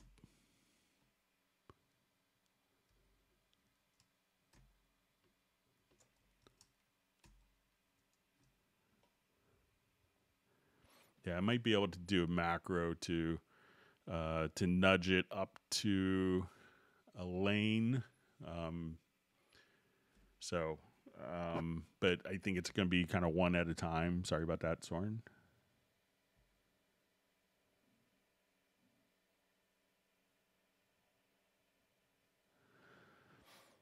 All right, so we see Greg in the recent survey. I forgot to mention that I never ever want subscription service for Cubase. Do you think it could become subscription to Cubase? So I know that the planning team is very well aware. There's a reason that we haven't done subscription so far, because we know that our customers don't want that. And when we changed the licensing system, everyone thought that we were going to a subscription model, and Steinberg didn't. So there may be like some subscription options that are available for college facilities that need to purchase on an annual, yearly basis for schools. But I think that there will always be a perpetual license for Cubase. I don't see that changing anytime soon, but things do change. But I know that we're very proud to still offer perpetual licenses.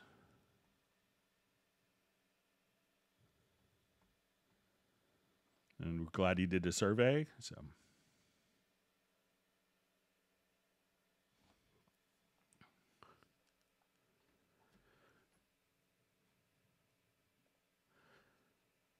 All right, so we see a question.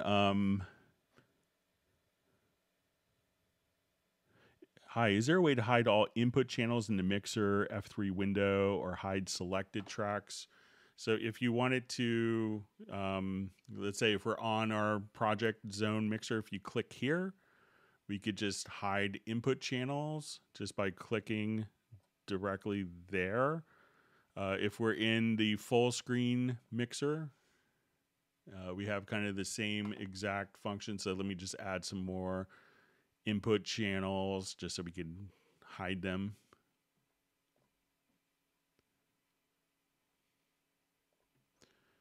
Okay, so we'll come here. So if I wanted to hide those particular input channels, I could just click again, and my input channels are hidden from view with one mouse click.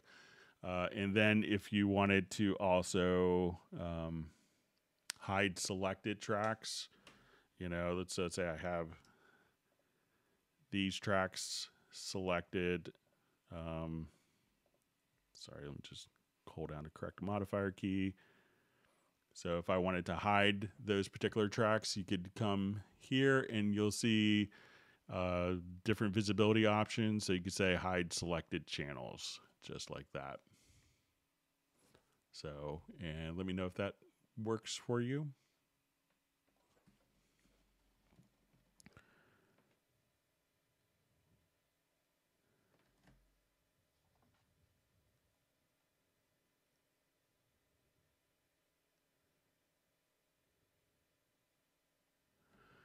We see Soren.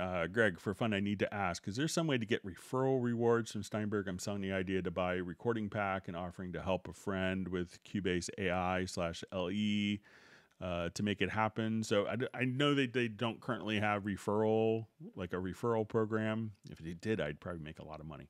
But, you know, it's just kind of part of, you know, we appreciate your support, but I don't think that there's kind of an official referral program for that. Sorry about that.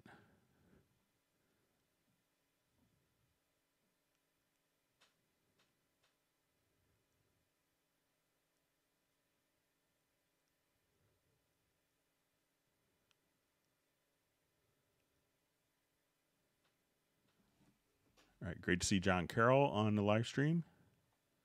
Incredibly talented.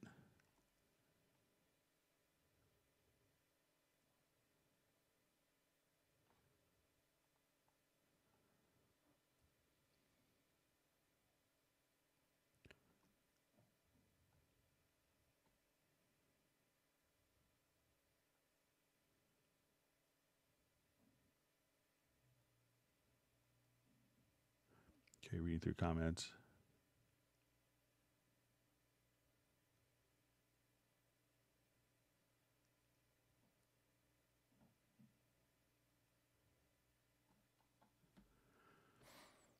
All right, so I just see my marker track is generating black markers, which I could barely see. Is there a way to change the black default color in preferences to a different color? So let's go ahead and take a look. So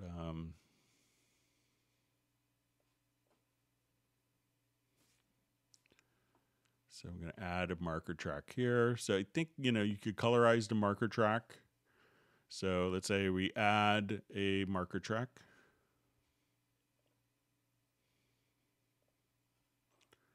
Okay, so right now, you know, as I drop markers in, it's going to be the color of the particular track. So if I wanted my markers to be more obvious, I can make them yellow. When we come over here, we could also go to the marker settings and we could say show the marker ID on a particular marker events.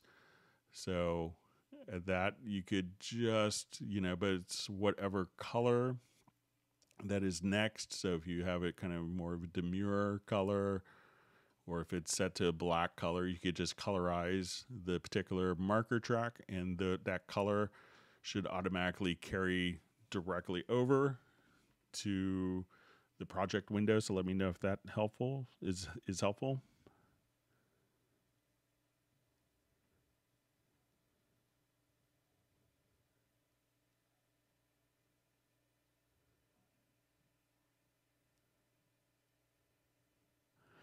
Okay, so I see a question from Tim Heinrich. In Nuendo 12, there's no key command for disable track / deactivate track.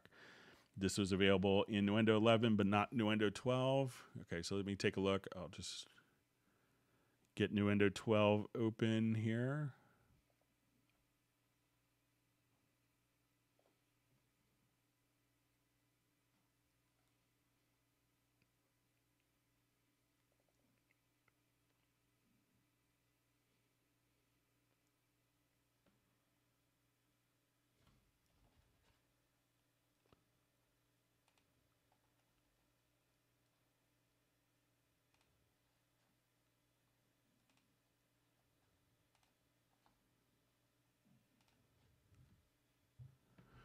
All right, so we'll just get this started.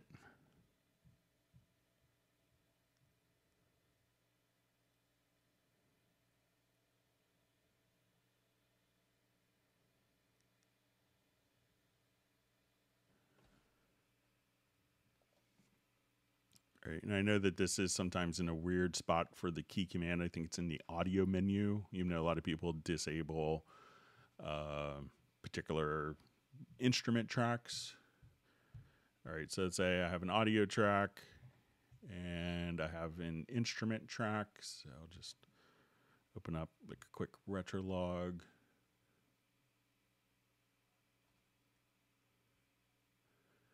All right, so let's get to our key commands. And I think it's under audio to maybe disable, enable track. So you could just use this. So I'll just say, I'll assign a keyboard shortcut.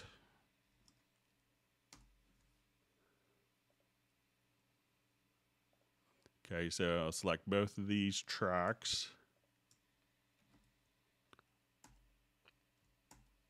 So now they're enabled, they're disabled and enabled. So try going to edit, key commands, and under audio, disable / enable track. And that should do it for you. And that's the same spot as in Cubase as well. But I just want to make sure we're still in Nuendo 12, which I thought it would be. So let me know if you find it there, Tim.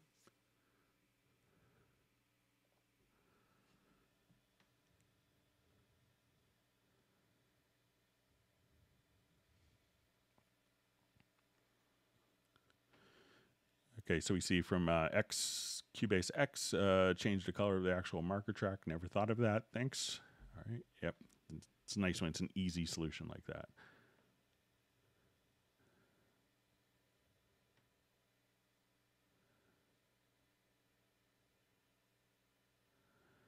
All right. So we see, hi, download assistant keeps crashing. Emailed Steinberg, no response. How do I fix? Already tried an install.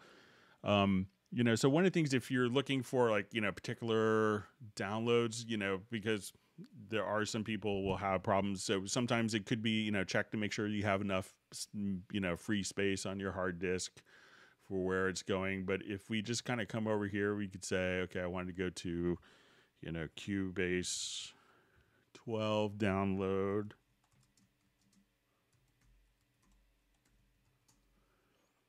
And then you could just go to the Cubase 12 download. So we'll just kind of go directly here. And, you know, most of the time you could still download all the content. Like here's Cubase, you know, Pro 12 and all the contents you could just download from any, you know, any particular web browser. So you could give that a shot if you need to get it downloaded. So it doesn't have to be downloaded through the Steinberg download assistant.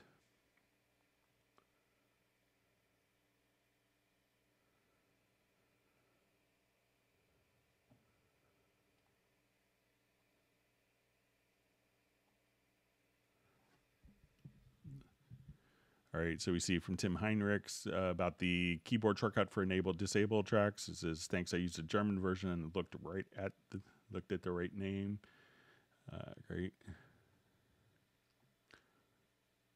Okay, so we see John Costigan just says, "Hello, Greg, Mike. My simple M Audio MIDI Man 2x2 is no longer recognized by Cubase. Can you recommend a favored replacement?" So I think just about any MIDI interface that will work in your operating system would be fine. I still have my old Steinberg Mid-X 8s that I've had for maybe 20 years, and they still work great. I know there's like there's probably there's probably some M Audio ones that are work with the later operating systems. I know a lot of people still use the Motu interfaces. I think there's the iConnectivity that some of my friends use for larger setups, where you could have it work over Ethernet and be able to kind of daisy chain multiple MIDI interfaces together pretty easily. It's well designed for that. But yeah, if it's for like simple 2 in, 2 out, you could probably find a more contemporary version of your M Audio one. So, but none that I haven't heard of. So many devices will have USB MIDI, so I don't hear about it as much as I used to. But I think that you could probably find a more contemporary M Audio version. So.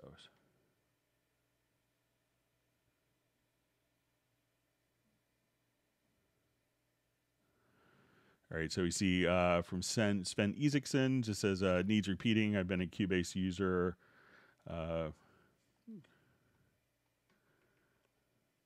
since before version 1 in Atari, about 32 years. Only thing that could force me to abandon Cubase is if Steinberg went the rental route. So, yeah, I don't like renting my basses or guitars either, so.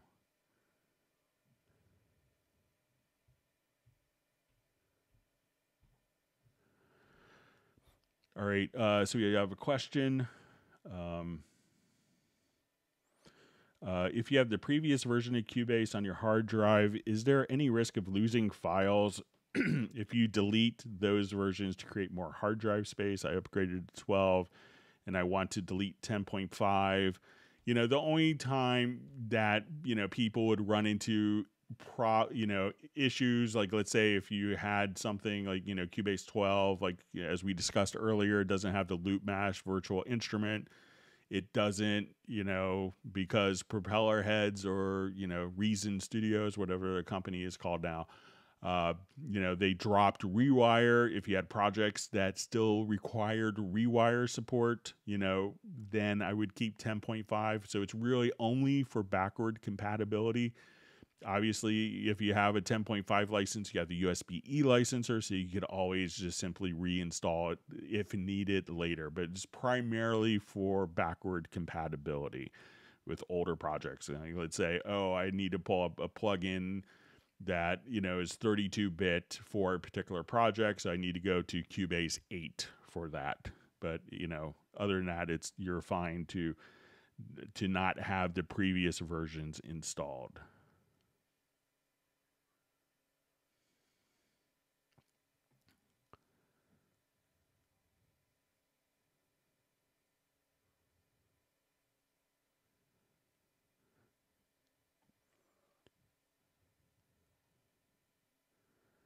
All right, so just see another thread on the Steinberg download assistance. It says can't get it to work correctly.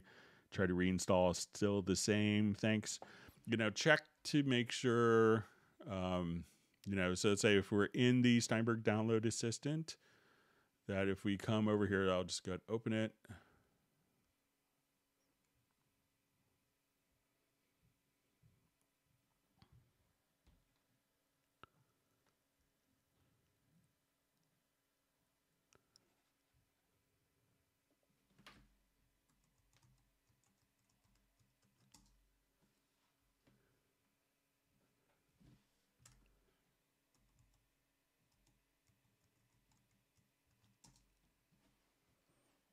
I hate when I mistype my own password.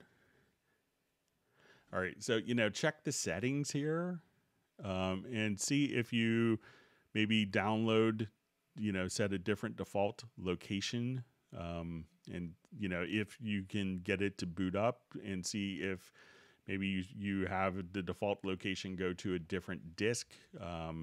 So check that. You know, I know some, if you have like different virus protections, it may not, you know, like you downloading to different disks, you know, or to like a default disk, it may be held up in like a virus scanner or something like that. Sometimes they can be a bit overzealous in their protection, but, you know, see what happens if you change the setting, and you could again just click on the settings cogwheel right up here and see if you change it to a different download location, if you get the same exact results.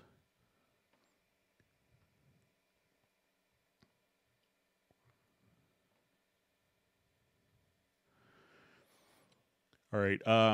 So we see question. Hi, is it possible to lock chords to a certain key when adding chords in the chord track? And do the chords have a fixed length?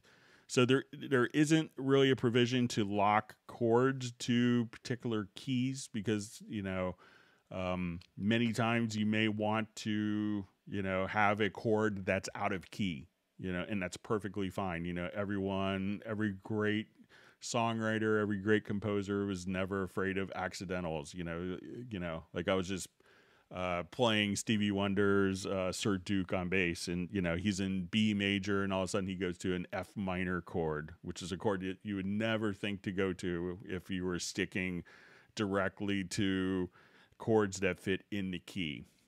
So there isn't a natural restriction to lock it to particular keys, because you could be working in modes, you could be working in all sorts of different keys, or, you know, if you're in B major and you want to play an F minor chord because it sounds good, you know, it obviously worked for Stevie Wonder and Sir Duke. So there isn't necessarily a way to lock you out of chords that aren't in key. But if you wanted to start with, let's say, chord pads, if you wanted to start with particular keys, if you come over here, you go to the presets, and then you could just say, okay, I want to load chords from presets. So if you want it, you know, to have all the chords from particular keys, at this point you could say, okay, I want everything to be in F major. So I could just load this up as a particular preset directly there. So, or here we are in F minor. So we could have every chord just laid out. So maybe if you wanted it to be with particular, you know, to be set to particular keys, you know, come over here and just load up a particular preset in the chord pads. And we could say, okay, let's load the chord pads preset. So I wanted this to be in G major. So we'll come over here, and now I could just drag these chords to a chord track, and that way everything would be directly tied to a key if you wanted that restriction.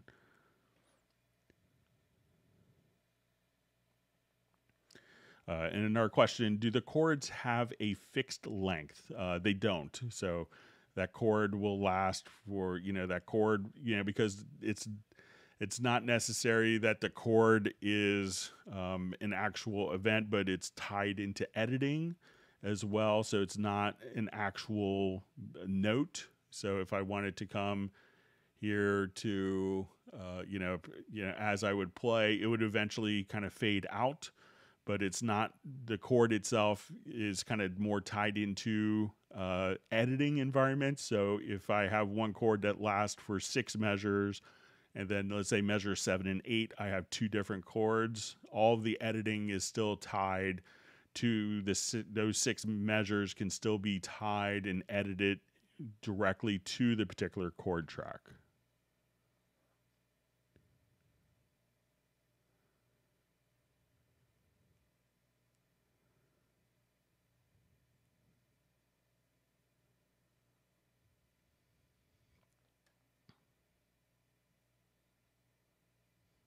Yeah, and sometimes with the chord track, it could also depend on what sound you're playing through. So let's say if I come over here, and so going back to the length,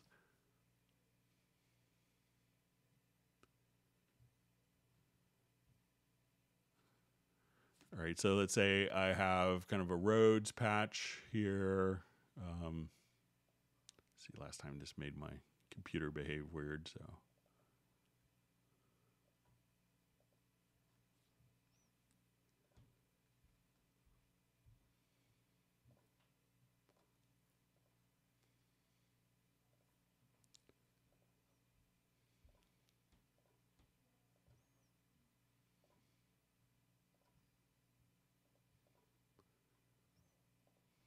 All right, so let's say I have these playing, and I'll just put this on my Rhodes part here. So now I'll just say we'll take this Rhodes, and as we play, you know, it'll last. Let me just.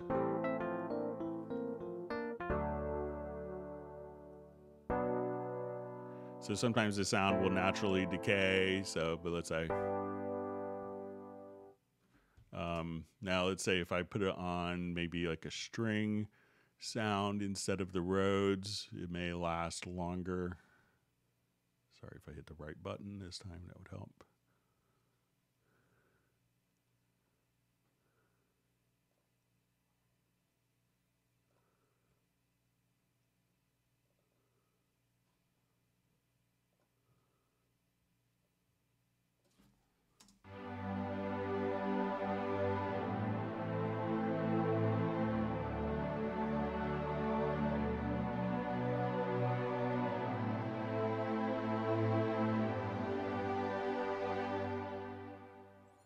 So, you know, but when it's just kind of triggering stuff, but you could always just, you know, drag these to the MIDI part and have the chords automatically done. So it could depend on the voice, the sound as you're auditioning through as well.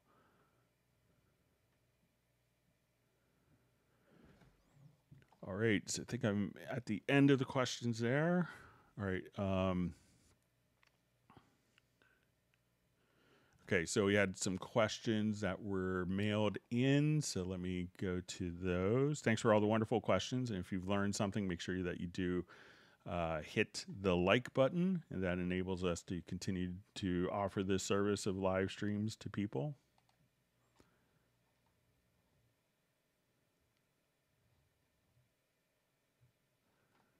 Okay. Okay, so we had a question mailed in. Let me just open up a project for this.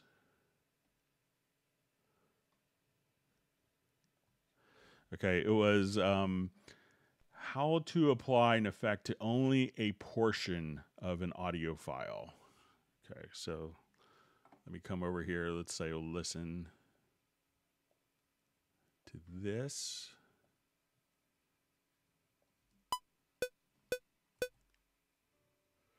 Do you recall the day we first met? That was a long, long time ago. All right, so let's say where he's saying ago. Long, long time ago. And I wanted to put like maybe a delay there. So I'm going to just select the region here. So, and let me just turn this off. So I'm going to just select this particular region. And then I go to the audio menu, and let's just choose plugins.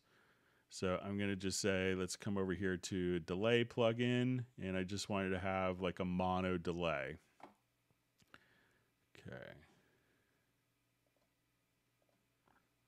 Okay, so let's say I want this to be maybe a dotted quarter note delay. Okay, so now when we listen to it, what that has done is it's processed this particular effect. That was a long, long time ago. So I could just kind of take, you know, just a particular phrase if I wanted to, again, and just say, okay, let's take that. And I wanted to, again, do just a quarter note delay or eighth note delay. So as we listen to it. That was a long, long time ago. So as we listen to it, we could just say, okay. That was a long, long time ago. And if we ever wanted to, change the settings, like say, okay, what would a dotted, a triplet eighth note sound like instead? I could just now change the settings and it would reprocess the original file. So listen to that in context. That was a long, long time ago. So if we wanted to add, just like, okay, I wanted to take this section and let's add even a plugin, and we could do this from hitting F7 to open up the direct offline processor. And at this point, we'll say, okay, let's just add a flanger directly here. So we'll go to modulation and just do a flanger just on that particular section. So it was 7th grade in the school parking lot, waiting on our yellow coach to ferry us home. You looked my way and your heart. So now, even though we've kind of done in what many people would consider a destructive process, I can now come over here and let's say if I just did another process here, and let's say I just wanted to reverse this particular word. Hey, we first met But I could just say, let's remove the flanger without affecting the reverse or the mono delay, even though it's in the middle. So now when you come over here, there's not going to be the flanger part. 7th grade in the school parking lot, waiting on our yellow coach. So at this point, we could, independently remove any of these particular sources. So, and if I wanted to just right click, and the original file will always be preserved. So if you even do this 2 years later, I could just come over here and say, oh, I didn't like any of the processes I did. Let's just delete all the processes, and those original files will always be intact for you to have complete access to. That was a long, long time ago. It was 7th grade. So that's how you could just kind of take just one section of an audio file and have that automatically have an effect just on that one particular file without having to go in and do automation. All right, next question. Hi, Greg. I hope you're doing well. This is from Soren. Excuse me. In editing, is editing always non-destructive in Cubase 12? Vary audio / audio warp, trimming, comping, whatever. My scenario is this. I've tracked a friend of mine playing bass on several tracks on a track named Bass Original. I don't want to touch those files and always be able to listen to them as they are. So I duplicate the track and name it Bass Work, and I mute Bass Original and do all the work on the bass work track. I'm going to comp on bass work and audio warp and maybe vary audio on it and then bounce it when it's done.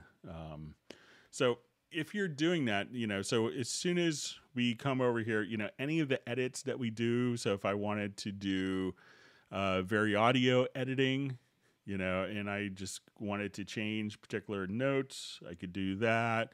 This is all non-destructive. So if I do warping, so if I come over here, we go to our audio warp, the original file is always intact. So if I say, let's take this particular vocal and I want to switch it to do warping on my project window, I can now just kind of, drop in various warp markers, and I'll zoom in so we could see them.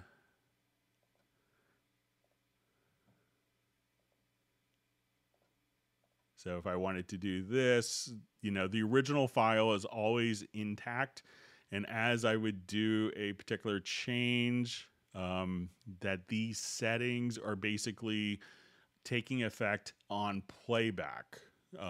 So if you want to keep your original file and then do all of your editing, your original file is always intact. And then, as you say, you want to bounce the selection at the end, that would create a new audio file. Often what I do personally, if I'm in that scenario, and let's say we'll go back to our vary audio tab here. All right, so let's say I'm back. What I like to do, just so I could have like a quick, easy change between, and this is just a preference of what I do, is I will come over here and I'll make a new track version, or I will duplicate a track version. So we'll say duplicate version. Okay, and now once I have this version, I will just go to audio and bounce selection. So, and I could replace. So if I do all sorts of horrible, outrageous edits that everyone is, you know, let's say you're drunk or whatever, and you're like, oh, what was I thinking? I've totally destroyed this. I want to get back to where I was. At this point, it's just literally one mouse click, and you could go back to the original, and you could go back to the edit it. And at this point, since I did the bounce selection, it's always editing a completely separate file. So it just makes it, I'll call it Homer Simpson proof, for you to be able to make a mistake. So that's often how I'll approach it. All right, so let's move on. Hope that's helpful.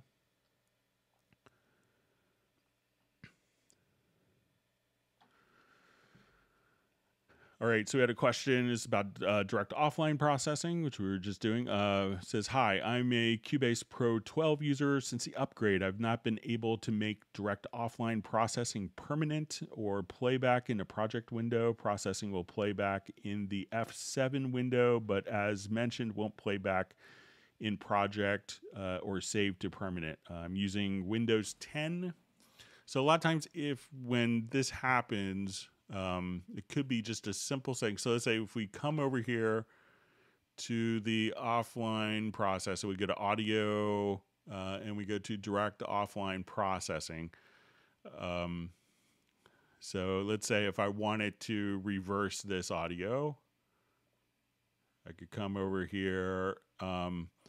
So make sure that the auto apply is checked, you know, because a lot of times what happens, people may do like an offline process. So let's say if we come over here and I wanted to do, let's say chorusing, and here we could preview. Do you recall the day we first met? That was a long, long time ago. So let's say, okay, I want to do. It was 7th grade in the school parking lot, waiting on our yellow coach to ferry us home. You looked my way and your heart shone through. All right, so but right now, it's not changing anything unless I have the auto apply checked. So now they've done that, it's automatically applied that file. So if you're previewing here, you know, always make sure that you have the auto apply checked. So it could be, you know, that got unchecked, and then it's not going to actually play it, you know, so you could listen to it in the offline process editor, but it may not actually take effect unless you have the auto apply checked. So look there.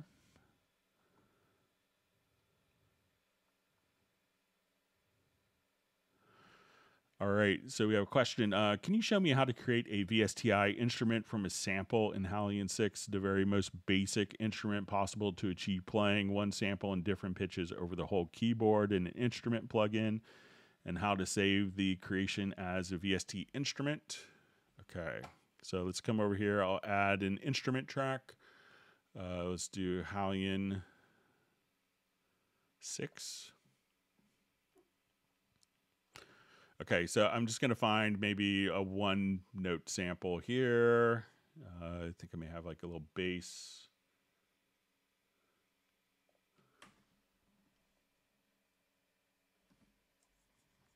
Like a Motown bass sound. Okay, so let's say I have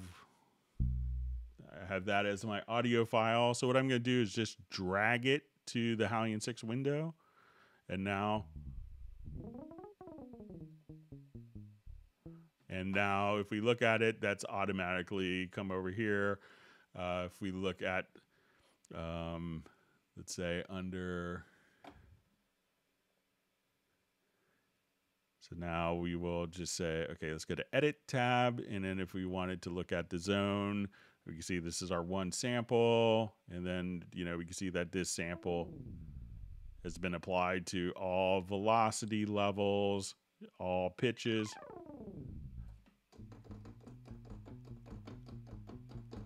And if I wanted to save this, all I'd have to do, so let's go over here.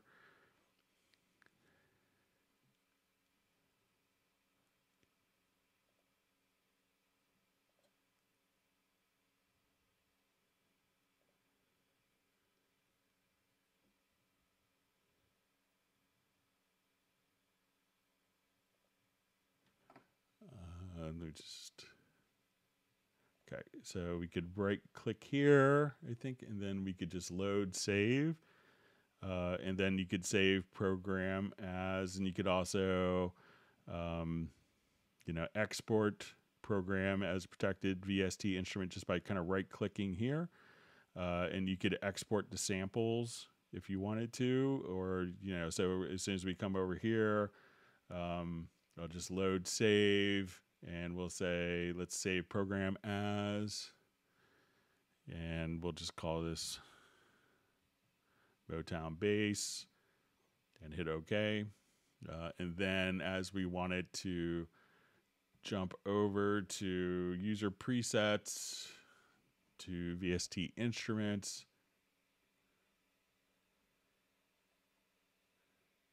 and then we could, you know, just load it up directly like that. So, but literally just kind of drag any of the sounds right over into here, and that will just map it for you just that easily.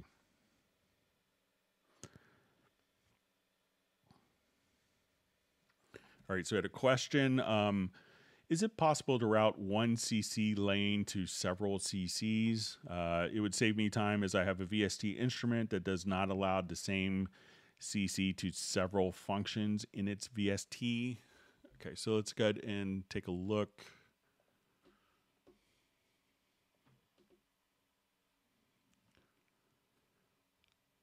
So I'll just do new project here.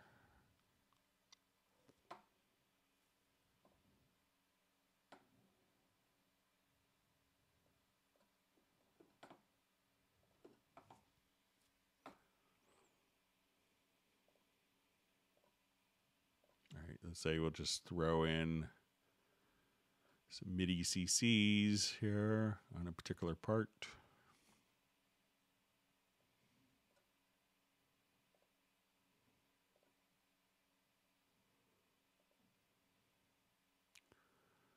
Okay, so let's say I have modulation. I'll just throw a couple notes in.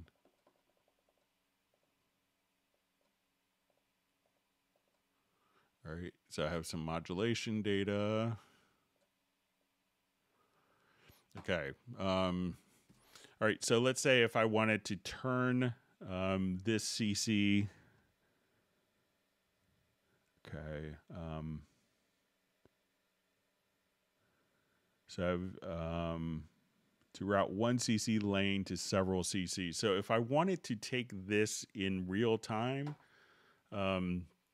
if we go to the MIDI track itself and we go to the MIDI inserts, there is a transform plugin. So if it's with existing data, what we could do, like I want to take this CC1 and turn it into CC11 as well. So we could go to the transformer, and let's say we want to transform, or let's just choose insert rather. And we're going to take, we'll click insert here. We're going to say type is equal to MIDI controller. And we want to say value 1 of that controller, which controller number it is equal to modulation. And I want to turn my modulation into, in real time, into, let's say, expression. So CC11. So I'm going to say insert, and we'll say value 1, we want to add 10. Okay, so now any MIDI CC1 will be automatically changed into CC11 as well. So let's say I wanted to do this for CC7 for volume. So again, I could go to a transformer and we'll say insert. So, and if I wanted to, I would choose insert if I still wanted CC1 on a particular track. If I just wanted to change CC1 to CC7 or to CC11, I could choose transform. But I'll do the same thing, and let's change CC1 into CC7. So again, value 1 is going to be equal to CC1.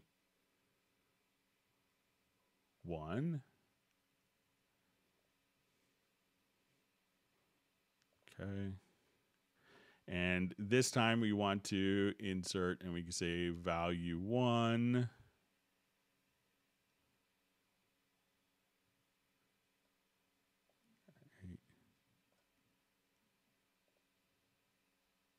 We want to add 6. So we're going from controller 1 to controller 7.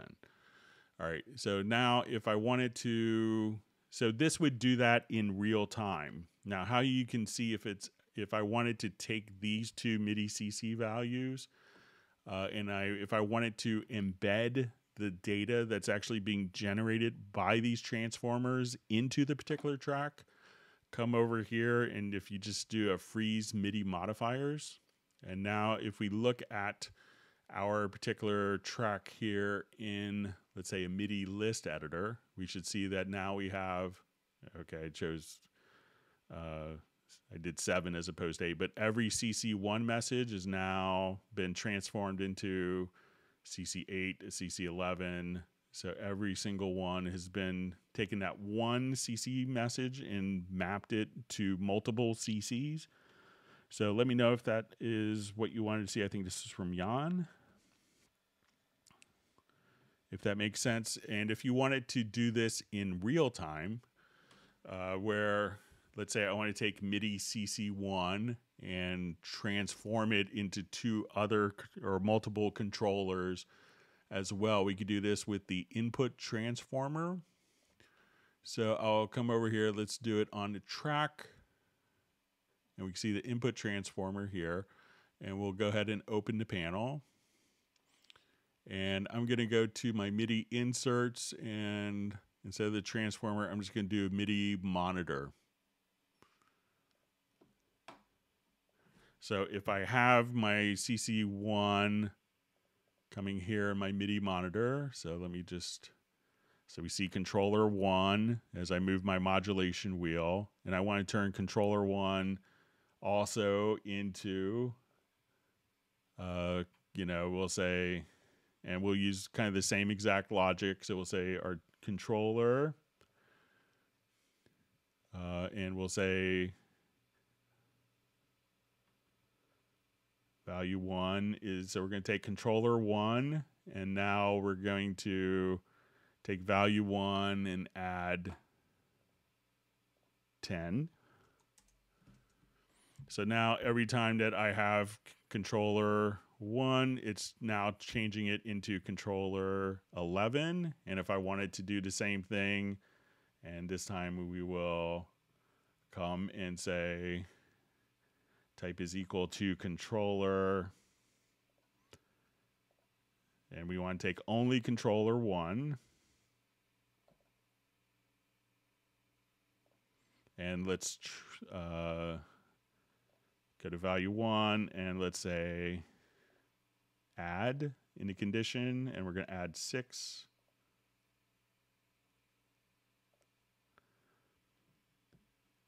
So now as we come over here, we could just have kind of both of those different controllers open just to kind of change. So if you wanted to just come right over there and be able to, transform your different MIDI messages, there's a couple of different ways of doing it. So let me know if any of those work for you, Jan, if you're still on.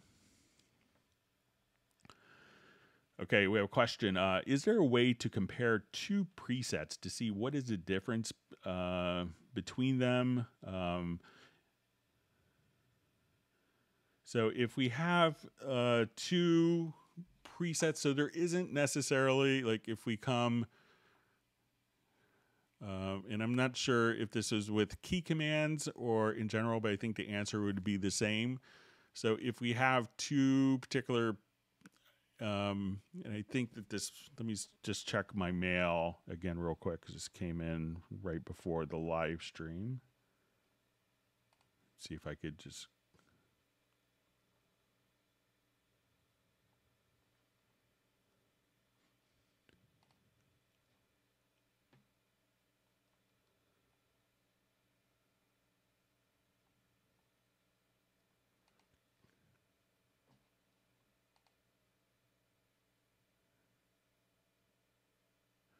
Okay, so we see, is there a way to compare two presets to see what is the difference between them? So, so if it's I don't know of a way to automatically do it. If it's for like a plugin preset, you could do it visually. If it's for, and this is kind of under key commands, so I'm not sure if it's two key commands presets. But I don't know of a way to automatically compare like two different key command presets to see, to come up with like a delta file of the difference between them. And we see, is there a way to see all assigned key commands? So if we go to our key commands, there's obviously a number of, there's several thousand of these. So if you wanted to, open all of these, let's say we'll just open all. So, and we make this a little wider. So here we could see all the key commands in one, that are assigned in a particular project. So that's one way of seeing it, but not kind of printed out. But I think Jazz Dude has a link of all of the default Cubase key commands. And last question in this group is, what is the fastest way to find a free key combination in order to use it? So what I do is I just kind of type in a keyboard shortcut here. And then once you type in the key command here, it will automatically, so I say, okay, I want to go to Shift A or Shift P. And once we kind of come over here and you just kind of type this in. So let's say, okay, I want to go to G. I want to hit H. This will show you the function that is assigned to that particular key command. So if you just kind of type it in here, and then if you're like, oh, I always wanted to do my auto scroll on off, and then if you wanted to change that, you could actually choose select, and that will select it in the left-hand side in case you wanted to modify your key commands. A lot of times what I do with my key commands I create, I use multiple modifier keys. So I use Alt Control Shift plus a particular key, or Alt, or on Mac, I will use, Command Option Shift plus this particular key. So, but if you just kind of type it in here, you could just say, as soon as you hit the key command, at that point, it will just automatically show you the function for the key command if that's the active window in the key commands area.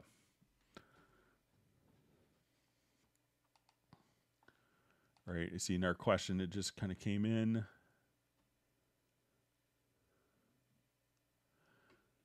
All right, so we see, is it possible to shift all audio to the left locator at the same time? Okay, so let's go ahead and take a number of audio files here. Okay.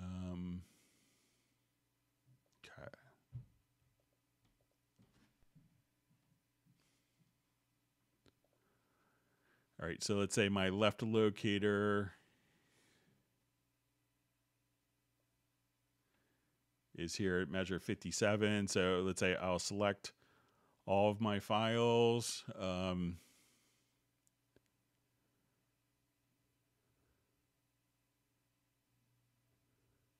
So we could just say, all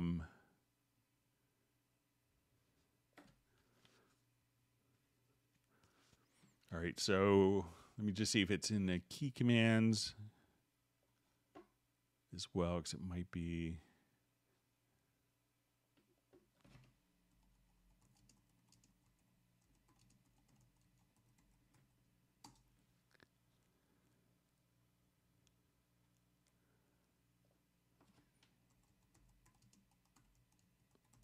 If not, we could do it via macro.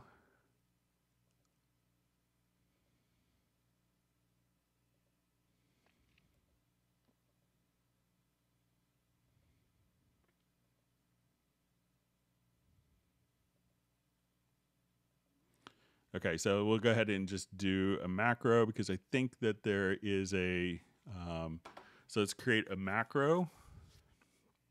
So I'm going to go to my key commands area here, and we'll go to show macros.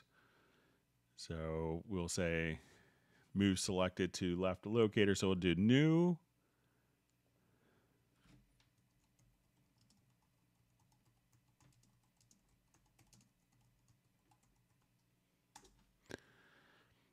Okay, so first we want to go to the locator. So I will, sorry about that, the wrong key.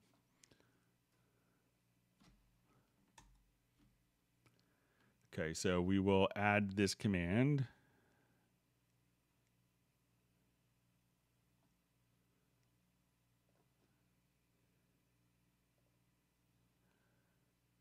And then I think if we come over here to under edit,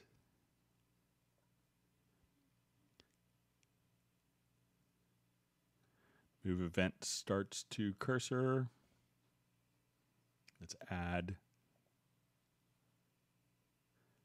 Okay, so let's see if this works. So let's say my cursor's here. So I want to move it to the left locator and move all of the selected events.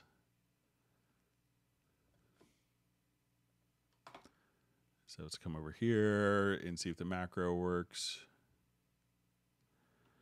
All right, so move selected to left locator. So, yep, you could do it just like that. And if you wanted to select all the events, you could also have that in the macro as well. So if I wanted to modify this a little bit, like if I wanted to move tempo and not have events selected, I could come directly to key commands.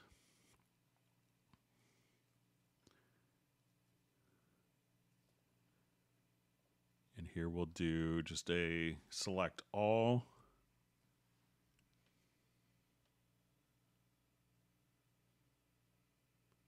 Okay, it's not allowed to be used in a macro.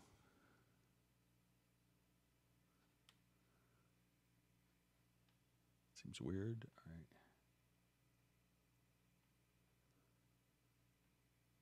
Okay, so I'm going to do this and select it, and now let's add it. Sorry, I had the wrong function. So,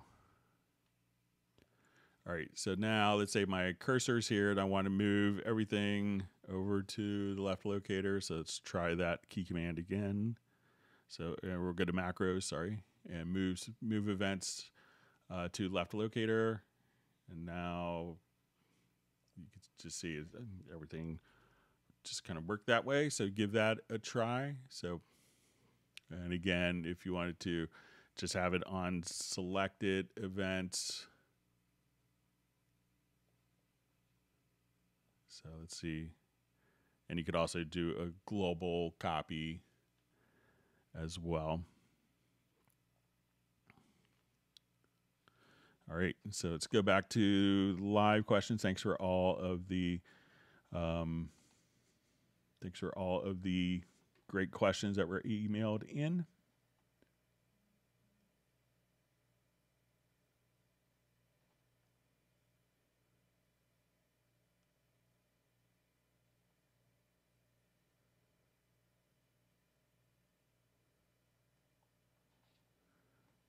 All right, so just jump back to our live discussion.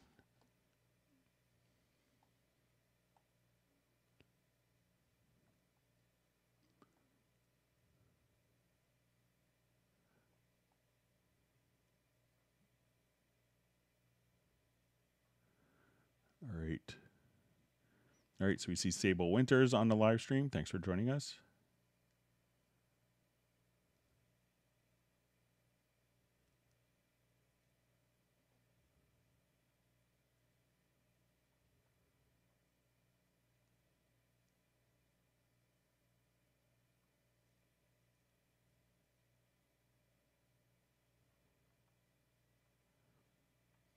All right, so we have Tiago checking in from Brazil. Thanks for being a part of the live stream today.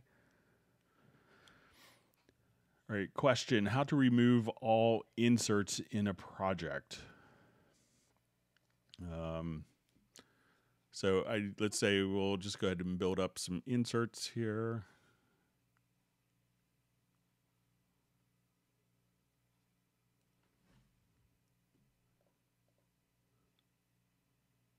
So just go ahead and select number of tracks.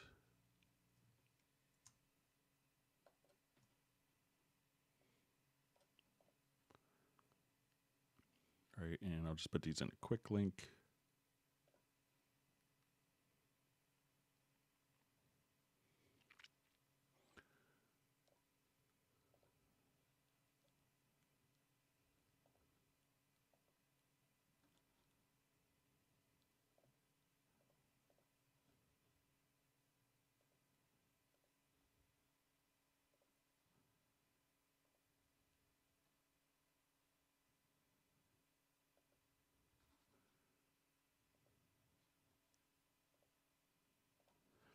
All right, so let's say, all right, so I know that we could bypass them pretty easily just by coming over, like in the large mixer.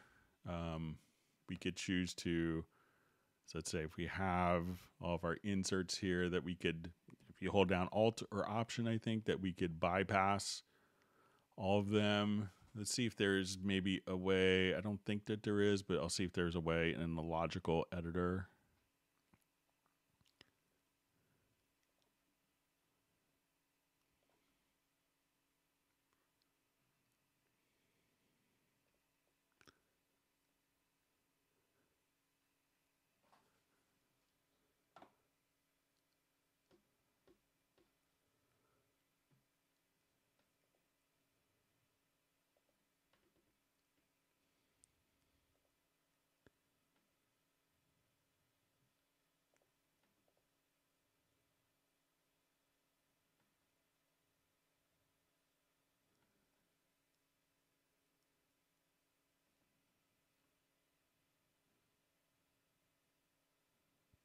So they see where we could do an insert bypass on all of them. But it might be, let's say if I had turned my quick link off.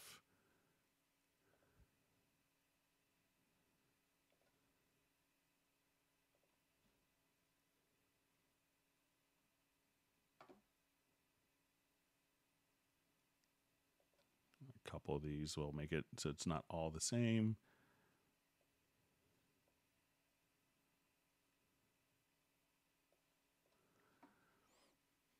Okay, so let's see if we enable quick link.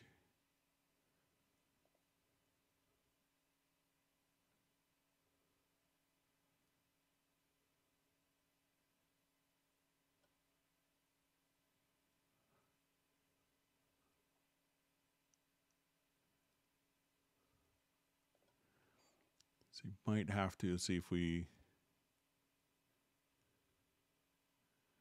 so if quick link is on and we have all the channels selected, we can randomly just see all the inserts and drag them out. So let's say if I just do this and I wanted to, so if I select all the channels and go to Q link, and then I could just drag one out, and that will drag all the inserts out on that particular one like that. So you don't have to do that 16 times. It's not the best solution, but I don't think that there's ways to turn them off remotely to turn them all on. But if you want to physically remove them, you might have to just do quick link and drag to an empty spot.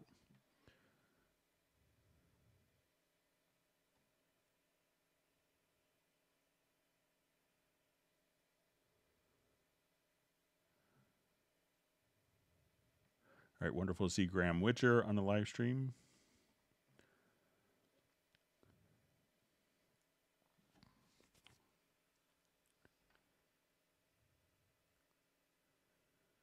All right, we see we hit 100 likes. Thank you very much. All right.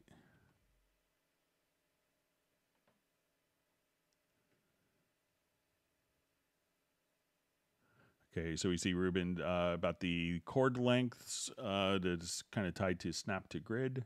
So thanks for sharing that.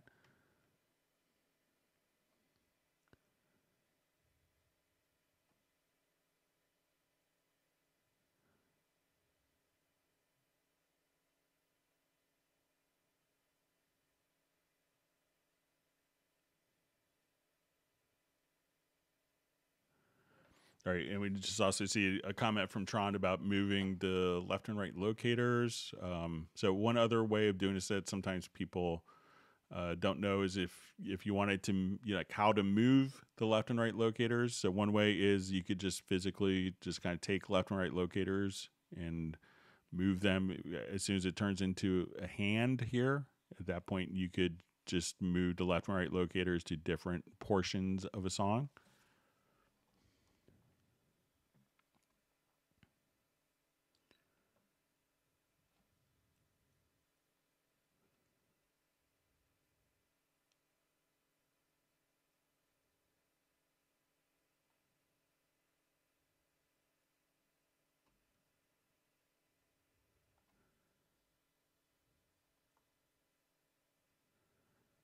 All right, so I think I'm at the end of the questions. We'll see if there's more that come in.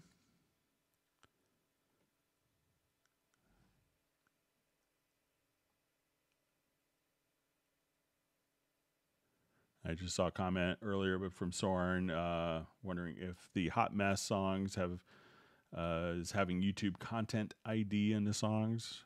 He was just curious, so maybe Michael Teams could answer that.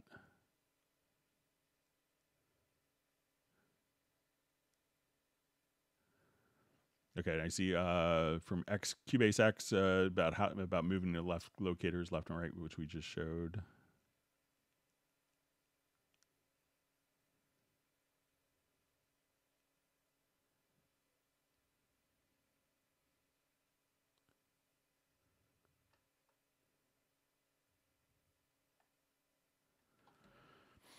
Okay, so we see a question.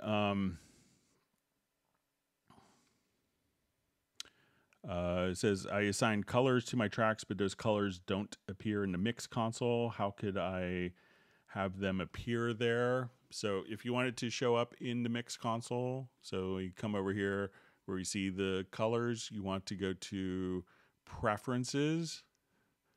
And under User Interface, you'll see Track and Mix Console Channel Colors. And then if we just set this to Mix Console Channels and hit OK, then there's no channels there. But if we come up to our preferences here, we can say, let's go to our Mix Console Channels and hit Apply.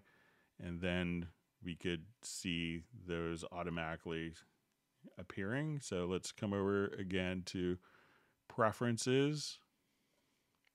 And we'll say Mix Console Channels and hit Apply.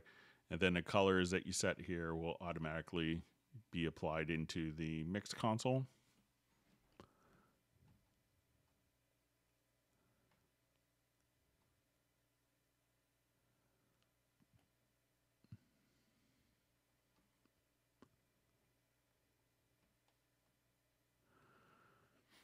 Okay, so we see for Michael Teams, yesterday Cubase quit returning to the start point. What did I touch to change that function? So there is a preference. So when we come over here, it depends on, so we go to Preferences, and let's look under Transport, and you can see Return to Start Position on Stop. So if you turn that on, but the one thing that I do, if you have a keyboard that has like a numeric keypad, which I always recommend, especially for Cubase use, and let's say you hit the play button, is the enter key, and stop will be the 0 key. So a lot of people use a space bar, and that's like start, stop. So you hit it once, it stops. If it's playing, if it's in stop mode, you hit the space bar, it starts. So if I come here, let's say I hit play, and I'll zoom out just a little bit here on the project window. So on the numeric keypad, if I hit enter, so since it's not just, play, stop, play, stop, play, stop from hitting the same key, if I hit it once, it stops in place from hitting 0. And if I hit 0 a second time, it jumps back to my start position. So if I come right over here, and then I can say, okay, since it's a dedicated stop button, hitting it once stops it right where it is, hitting it again. Now, so hitting the 0 key once stops it in the current position. Hitting the 0 key twice jumps it back to where you started. So, and then just hit the enter key for play. And, Cubase has kind of been like this since Atari versions. So if I hit the 0 key once, it's going to stop. Hit it again, it goes back to that position. But if you're doing it with your space bar, which a lot of people default to, go to your preferences to transport, and then you could check this preference here, return to start position on stop. I usually have like shift plus space bar for that particular function, so I could toggle back and forth with it.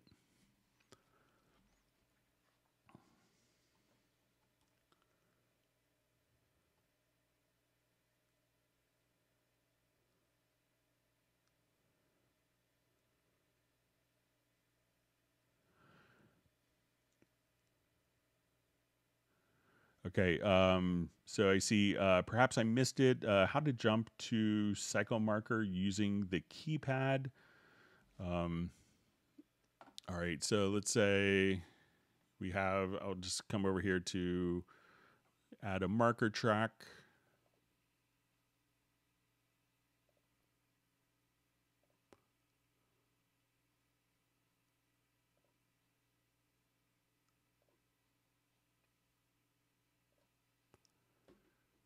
Right, and I'll just colorize the marker tracks. It's a little easier to see, as we learned earlier in today's session.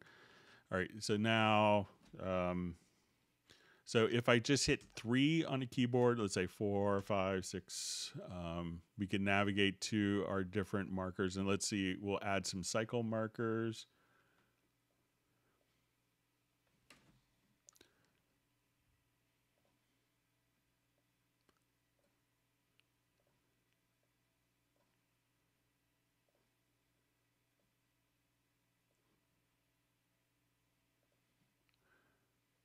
Okay, so now let's say, so I know you could always do like N and B to navigate, but let's say if we wanted to set,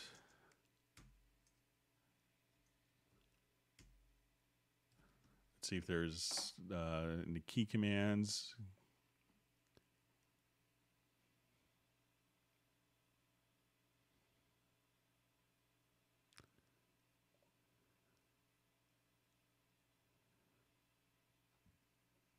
Just search for cycle marker.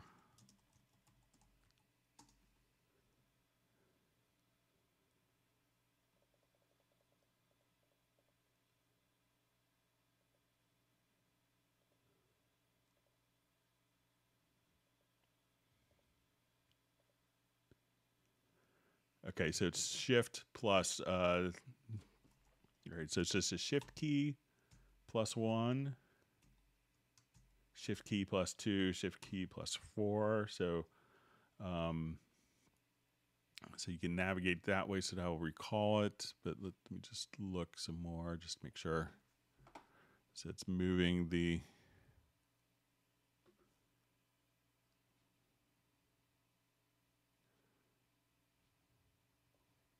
But try shift.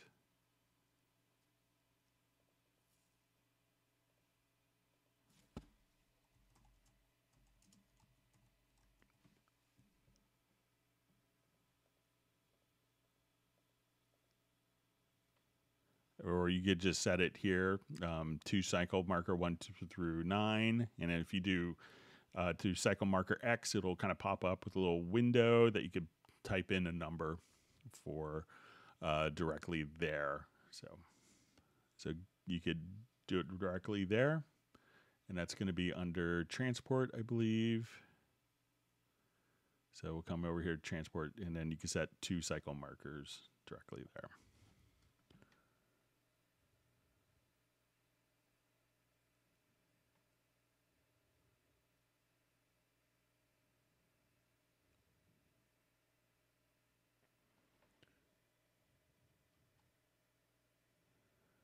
Okay, reading through comments.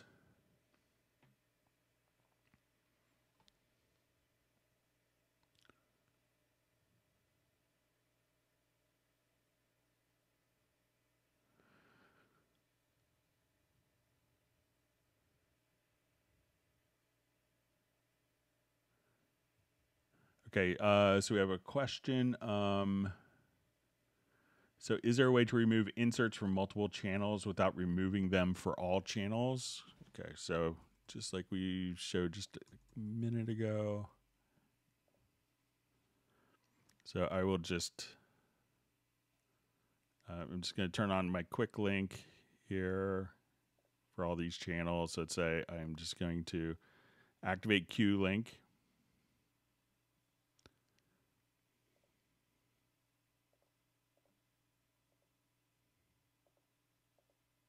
We'll go delay happy.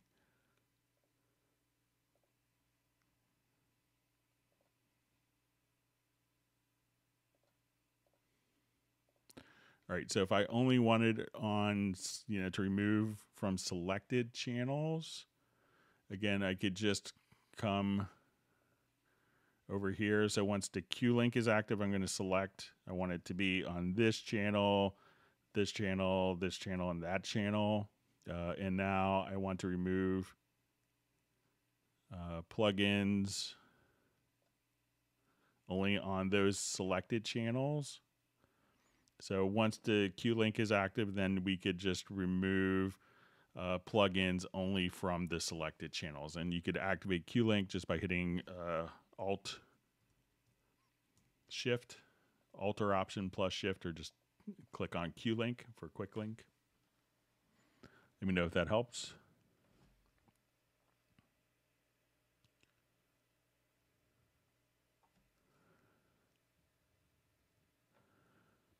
All right, so we see Michael Teams was using the CC121. Maybe his Windows 10 is messing with it again. So check just to make sure that you check that preference, Michael, again. So if you come over here and so under transport, just to return to start position on stop. But let me just check kind of default CC121 behavior. I'll get mine on. So let's say I'm playing,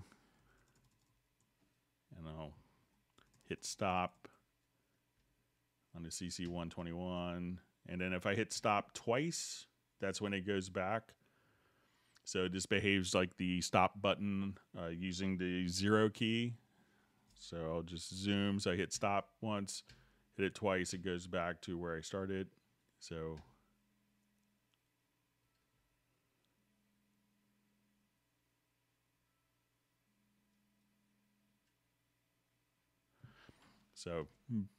make sure you're not smashing it down because it may be sending like a double stop message.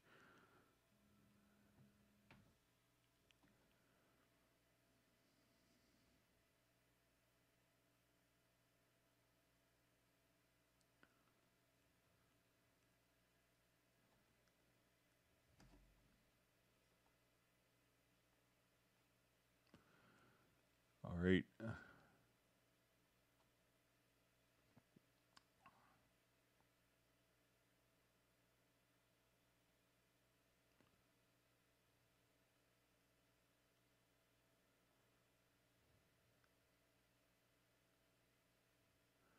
All right, see if there's any questions I missed.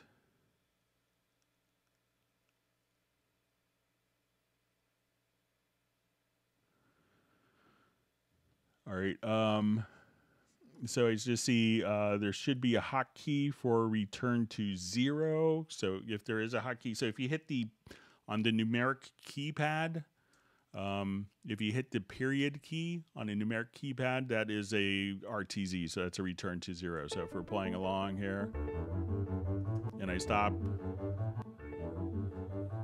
now I have horrible delays. Sorry about that. All right, so but if I just hit the period key, that will do an RTZ for you. So just the you know, on the numeric keypad, so between, like, you know, the play button, which is the big enter, the 0 is stop, and hitting it twice does, you know, return, stops, hitting it once, it stops in place, hitting it twice returns to the start position, and the period key, once you're there, is the return to 0. So there is a shortcut for the return to 0.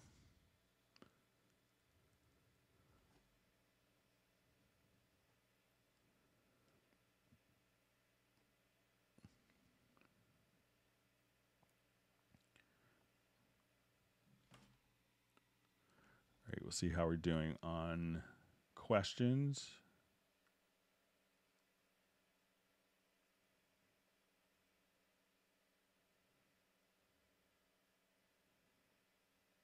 All right, so we see Michael Teams solved his problem. It says his intelligence is surpassed by his ineptitude. So, me too.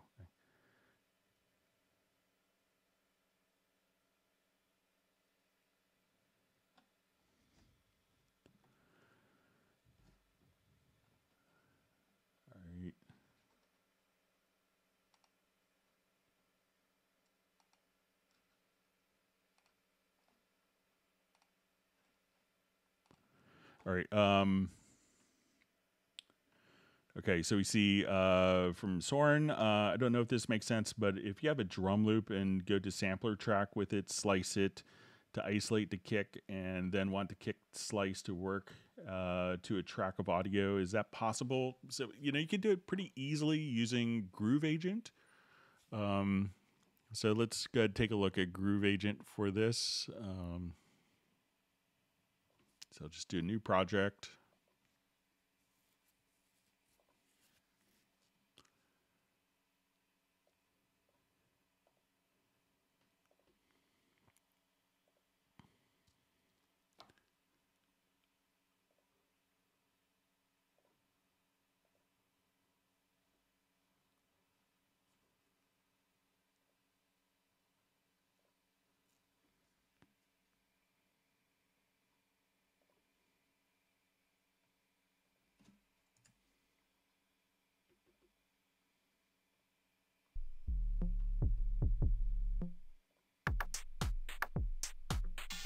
All right, so let's say I just drag this to an instrument pad, and then let's come over here, and I'm just going to choose slice, and we'll create our slices. So at this point, if we wanted to, you know, we could drag this particular, you know, pattern out. So if we only wanted like the kicks at this point, you know, we could just at this point come right over here, and we could do the same thing with the sampler track. I'll show you as well. So let's say, okay, we drag out. So we're gonna have, so let's say I just wanted to mute particular notes.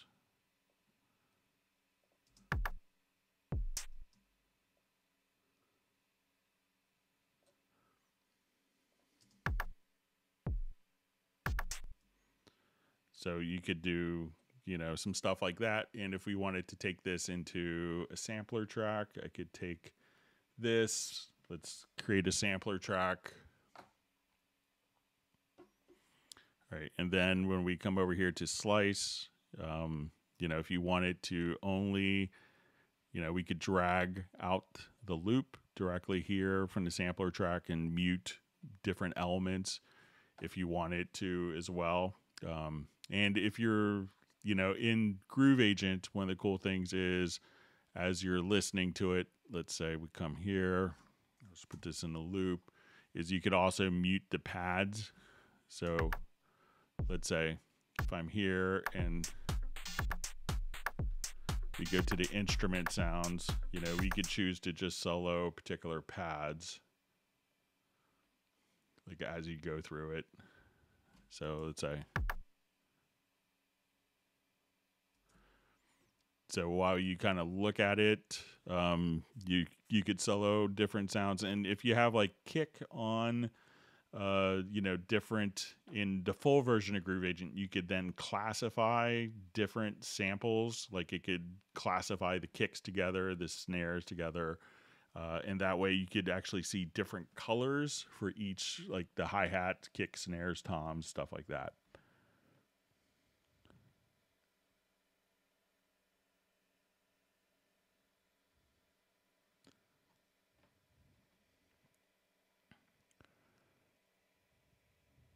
We see Gerald Ely has to run, so thanks for joining us today.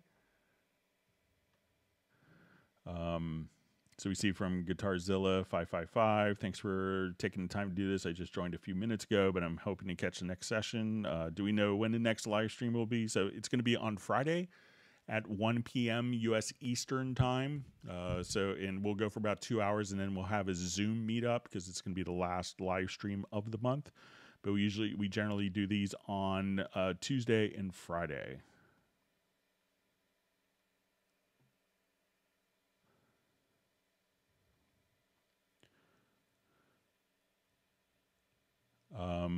All right, so we see, hi Greg, is there a function / shortcut to go to a specific beat number on the sequence? I was thinking about doing a macro for this, but couldn't find one.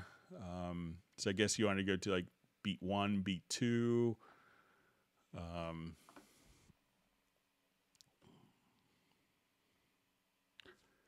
So you could probably come over to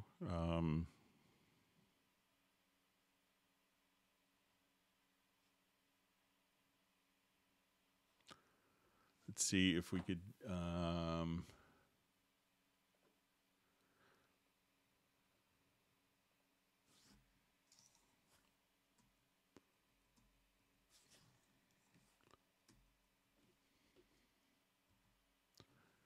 all right.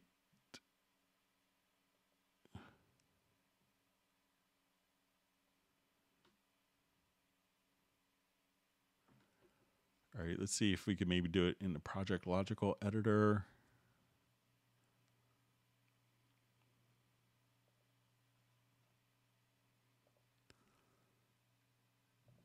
Let's see, select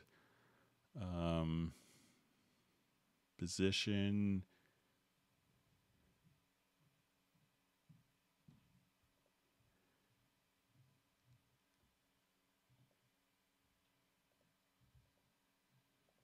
We could go to a specific point in time, but I don't know.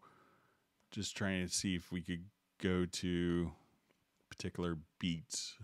All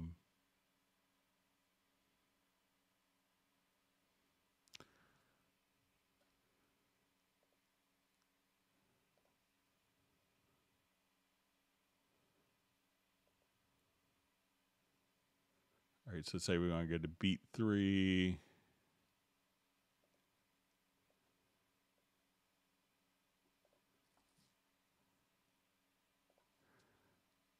And I think that we could, let's see if we go to, so I don't think, we just check.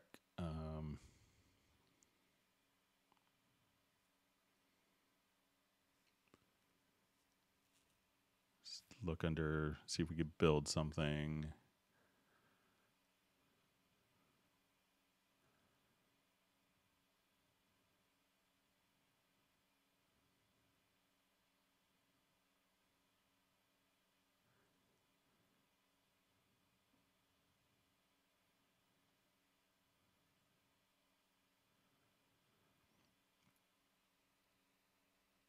Okay, so we can nudge by beat if you wanted to. So let's come here.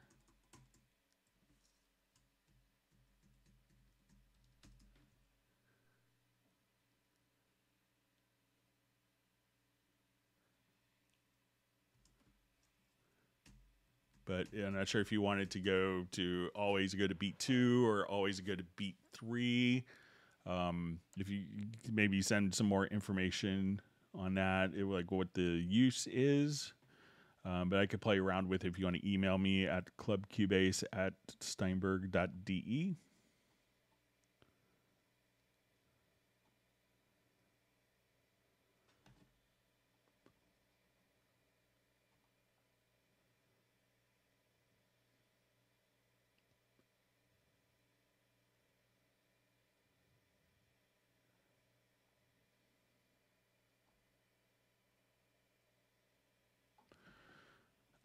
So we see, hi everyone. I just upgraded the motherboard, processor, and memory of the PC that I run Cubase, and I am not getting bad gaps. Would Steinberg support be able to help me with this?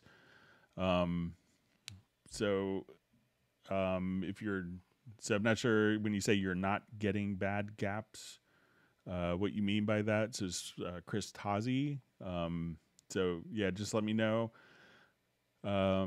If you're having problems with your computer setup, I mean, sometimes, some of that stuff is outside of Steinberg's realm. Steinberg could support, but they often deal with, different PC supports. They might be able to lead you in a way, but when you say I'm not getting bad gaps, I'm not sure what you mean by that.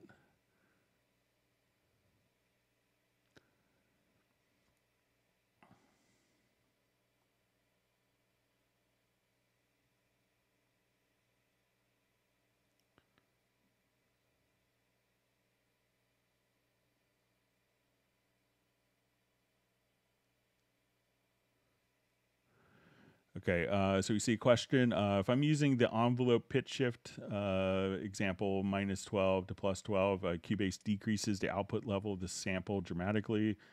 So let's go ahead and take a look. And let me just find...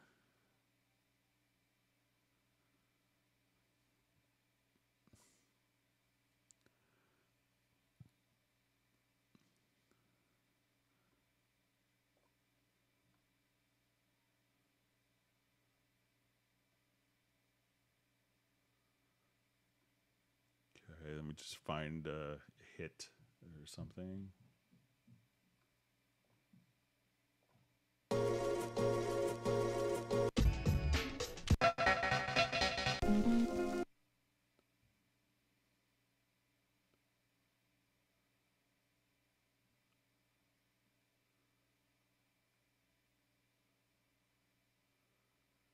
Just looking in our library here.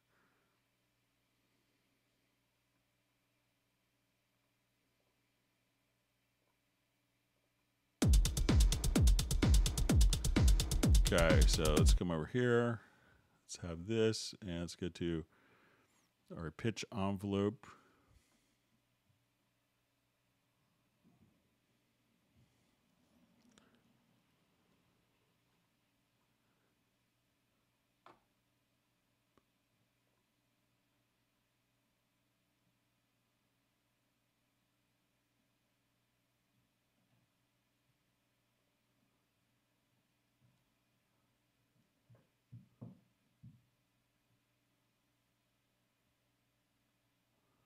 Okay, so let's say come here.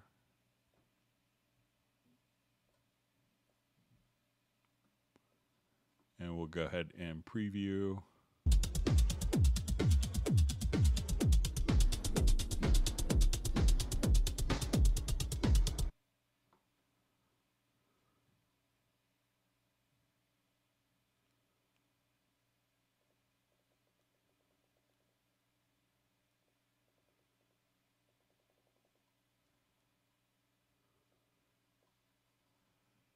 Great, so let's say we come over here, we'll just do.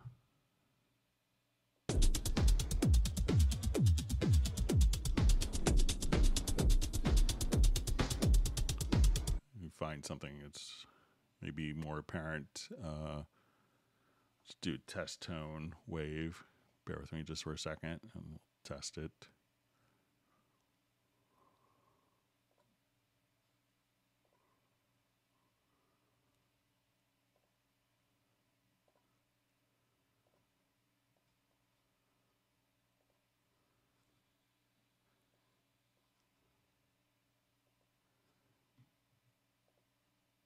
So we'll be able to tell if it gets very quiet.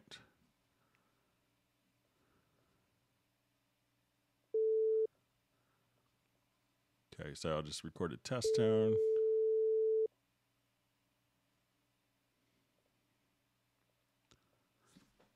Let's just go for a couple bars.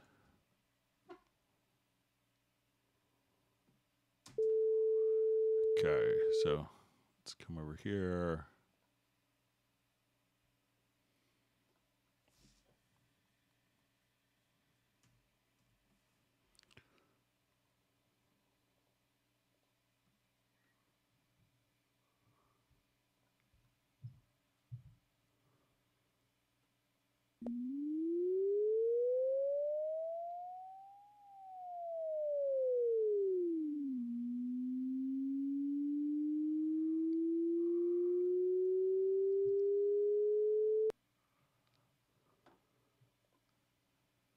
I'll just try with the last teak algorithm. And then we go ahead and I'll just apply.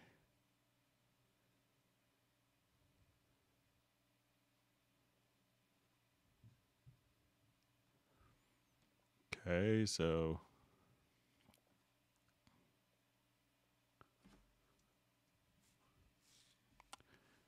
did this right.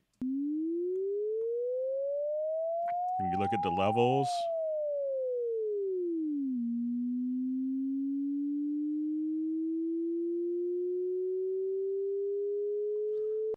so it seems to be the same level overall. So, you know, just looking at that. So we hear the pitch change and we just did the pitch envelope. And we look at the level here.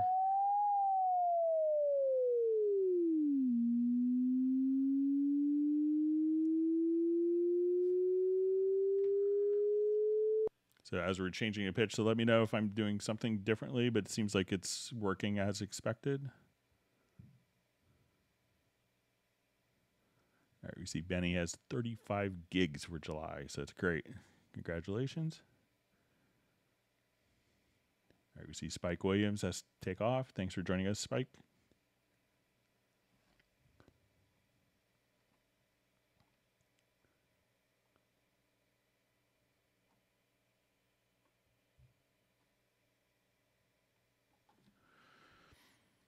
All right, so we see just a question.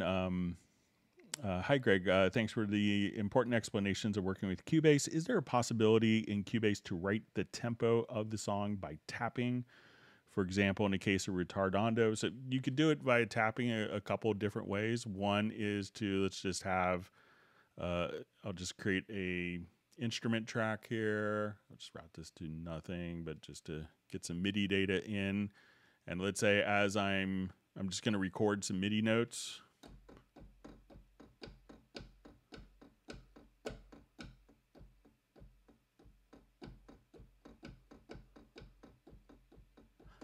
All right, so say I just kind of tapped in from MIDI notes. So what I can do now is go to MIDI to functions, and we'll say merge tempo from tapping. And we'll say, okay, I want this to be quarter notes that I tapped in. And then you could, you know, just do tapping like that. So I just kind of did probably an extreme example, but so you can just go to, once you tap it in, just go to functions and merge tempo from tapping and give that a shot.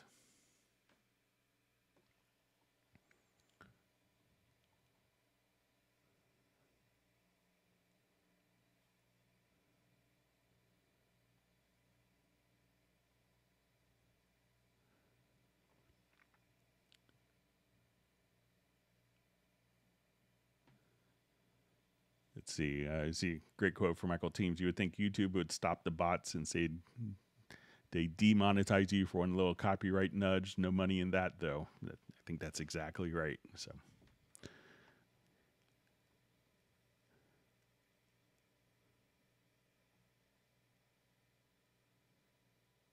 All right, so I see just from Chris Tazi says if you're getting bad gaps, is it just like interruptions in the playback performance? So you should check out, I think it's Resplendence, has a utility, the DPC latency which is DPC latency monitor. So you should, check that out, and that could maybe point out if there's a particular component in your system that's causing audio interruptions. All right, so we see David Gibson just says, "Hi, Greg, you're a world of knowledge. I always enjoy watching your tutorials. Thanks from the UK." Well, thank you very much.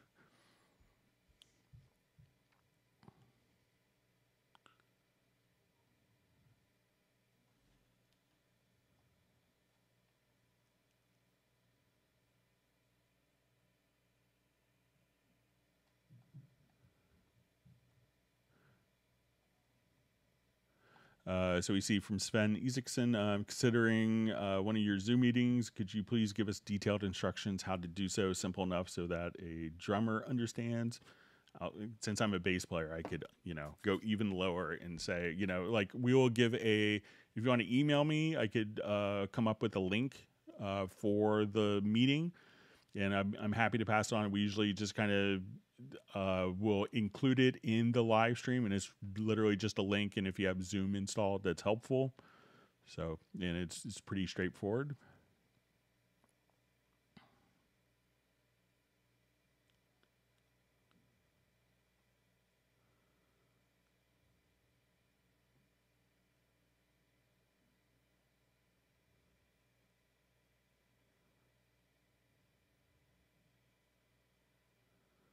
See, Michael Teams is revelation of the day, test tone manipulation. All right.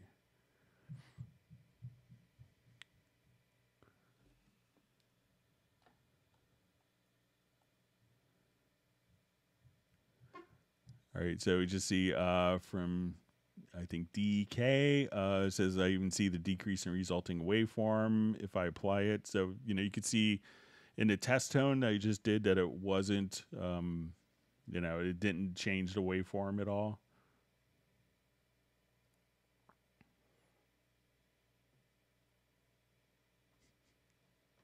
John Costigan says it wasn't a test tone, it was John Costigan singing. Yeah, thanks for sending the file, John. I appreciate it.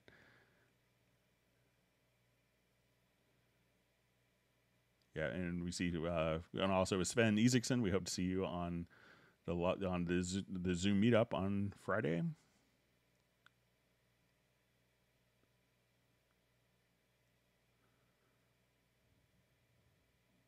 All right, we see Jazz Dude provided the link for the DPC latency tool.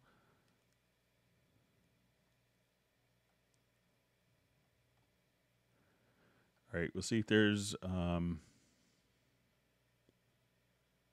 okay, so we see DK about the pitch shift going up and down. It says, okay, strange, just tried it again.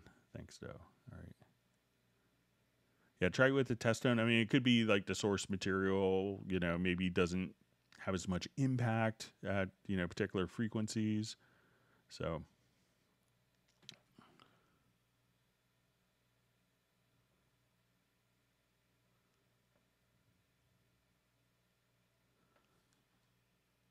All right, so I think I'm at the end of questions. We'll see if there's any more questions that sneak in.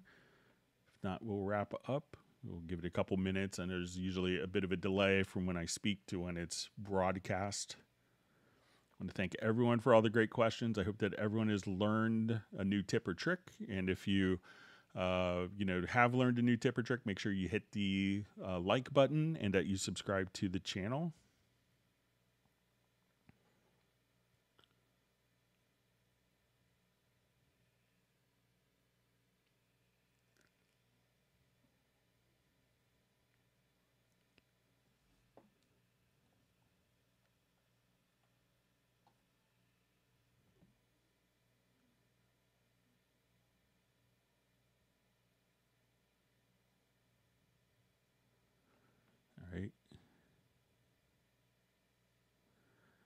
All right, so I see Michael Teams asking, I still have my Mindprint mic pre, so I'll take a look in my closet. It could be behind several old bass amps and stuff. So I'll see if I could go through the closet maybe over the weekend, Michael, for you.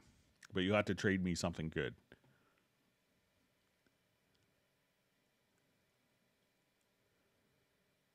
All right, you see Chris Tazi is liked and subscribed. Thanks for that.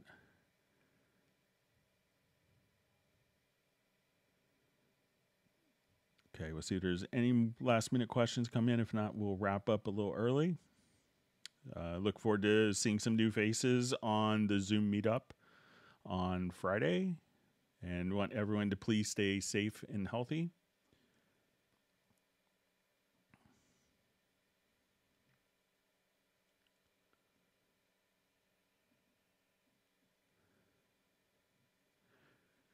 All right, so with that, I guess we will go ahead and wrap up. Thank you for all the wonderful questions, and look forward to seeing everyone again on Friday. Please take care and stay safe. Goodbye.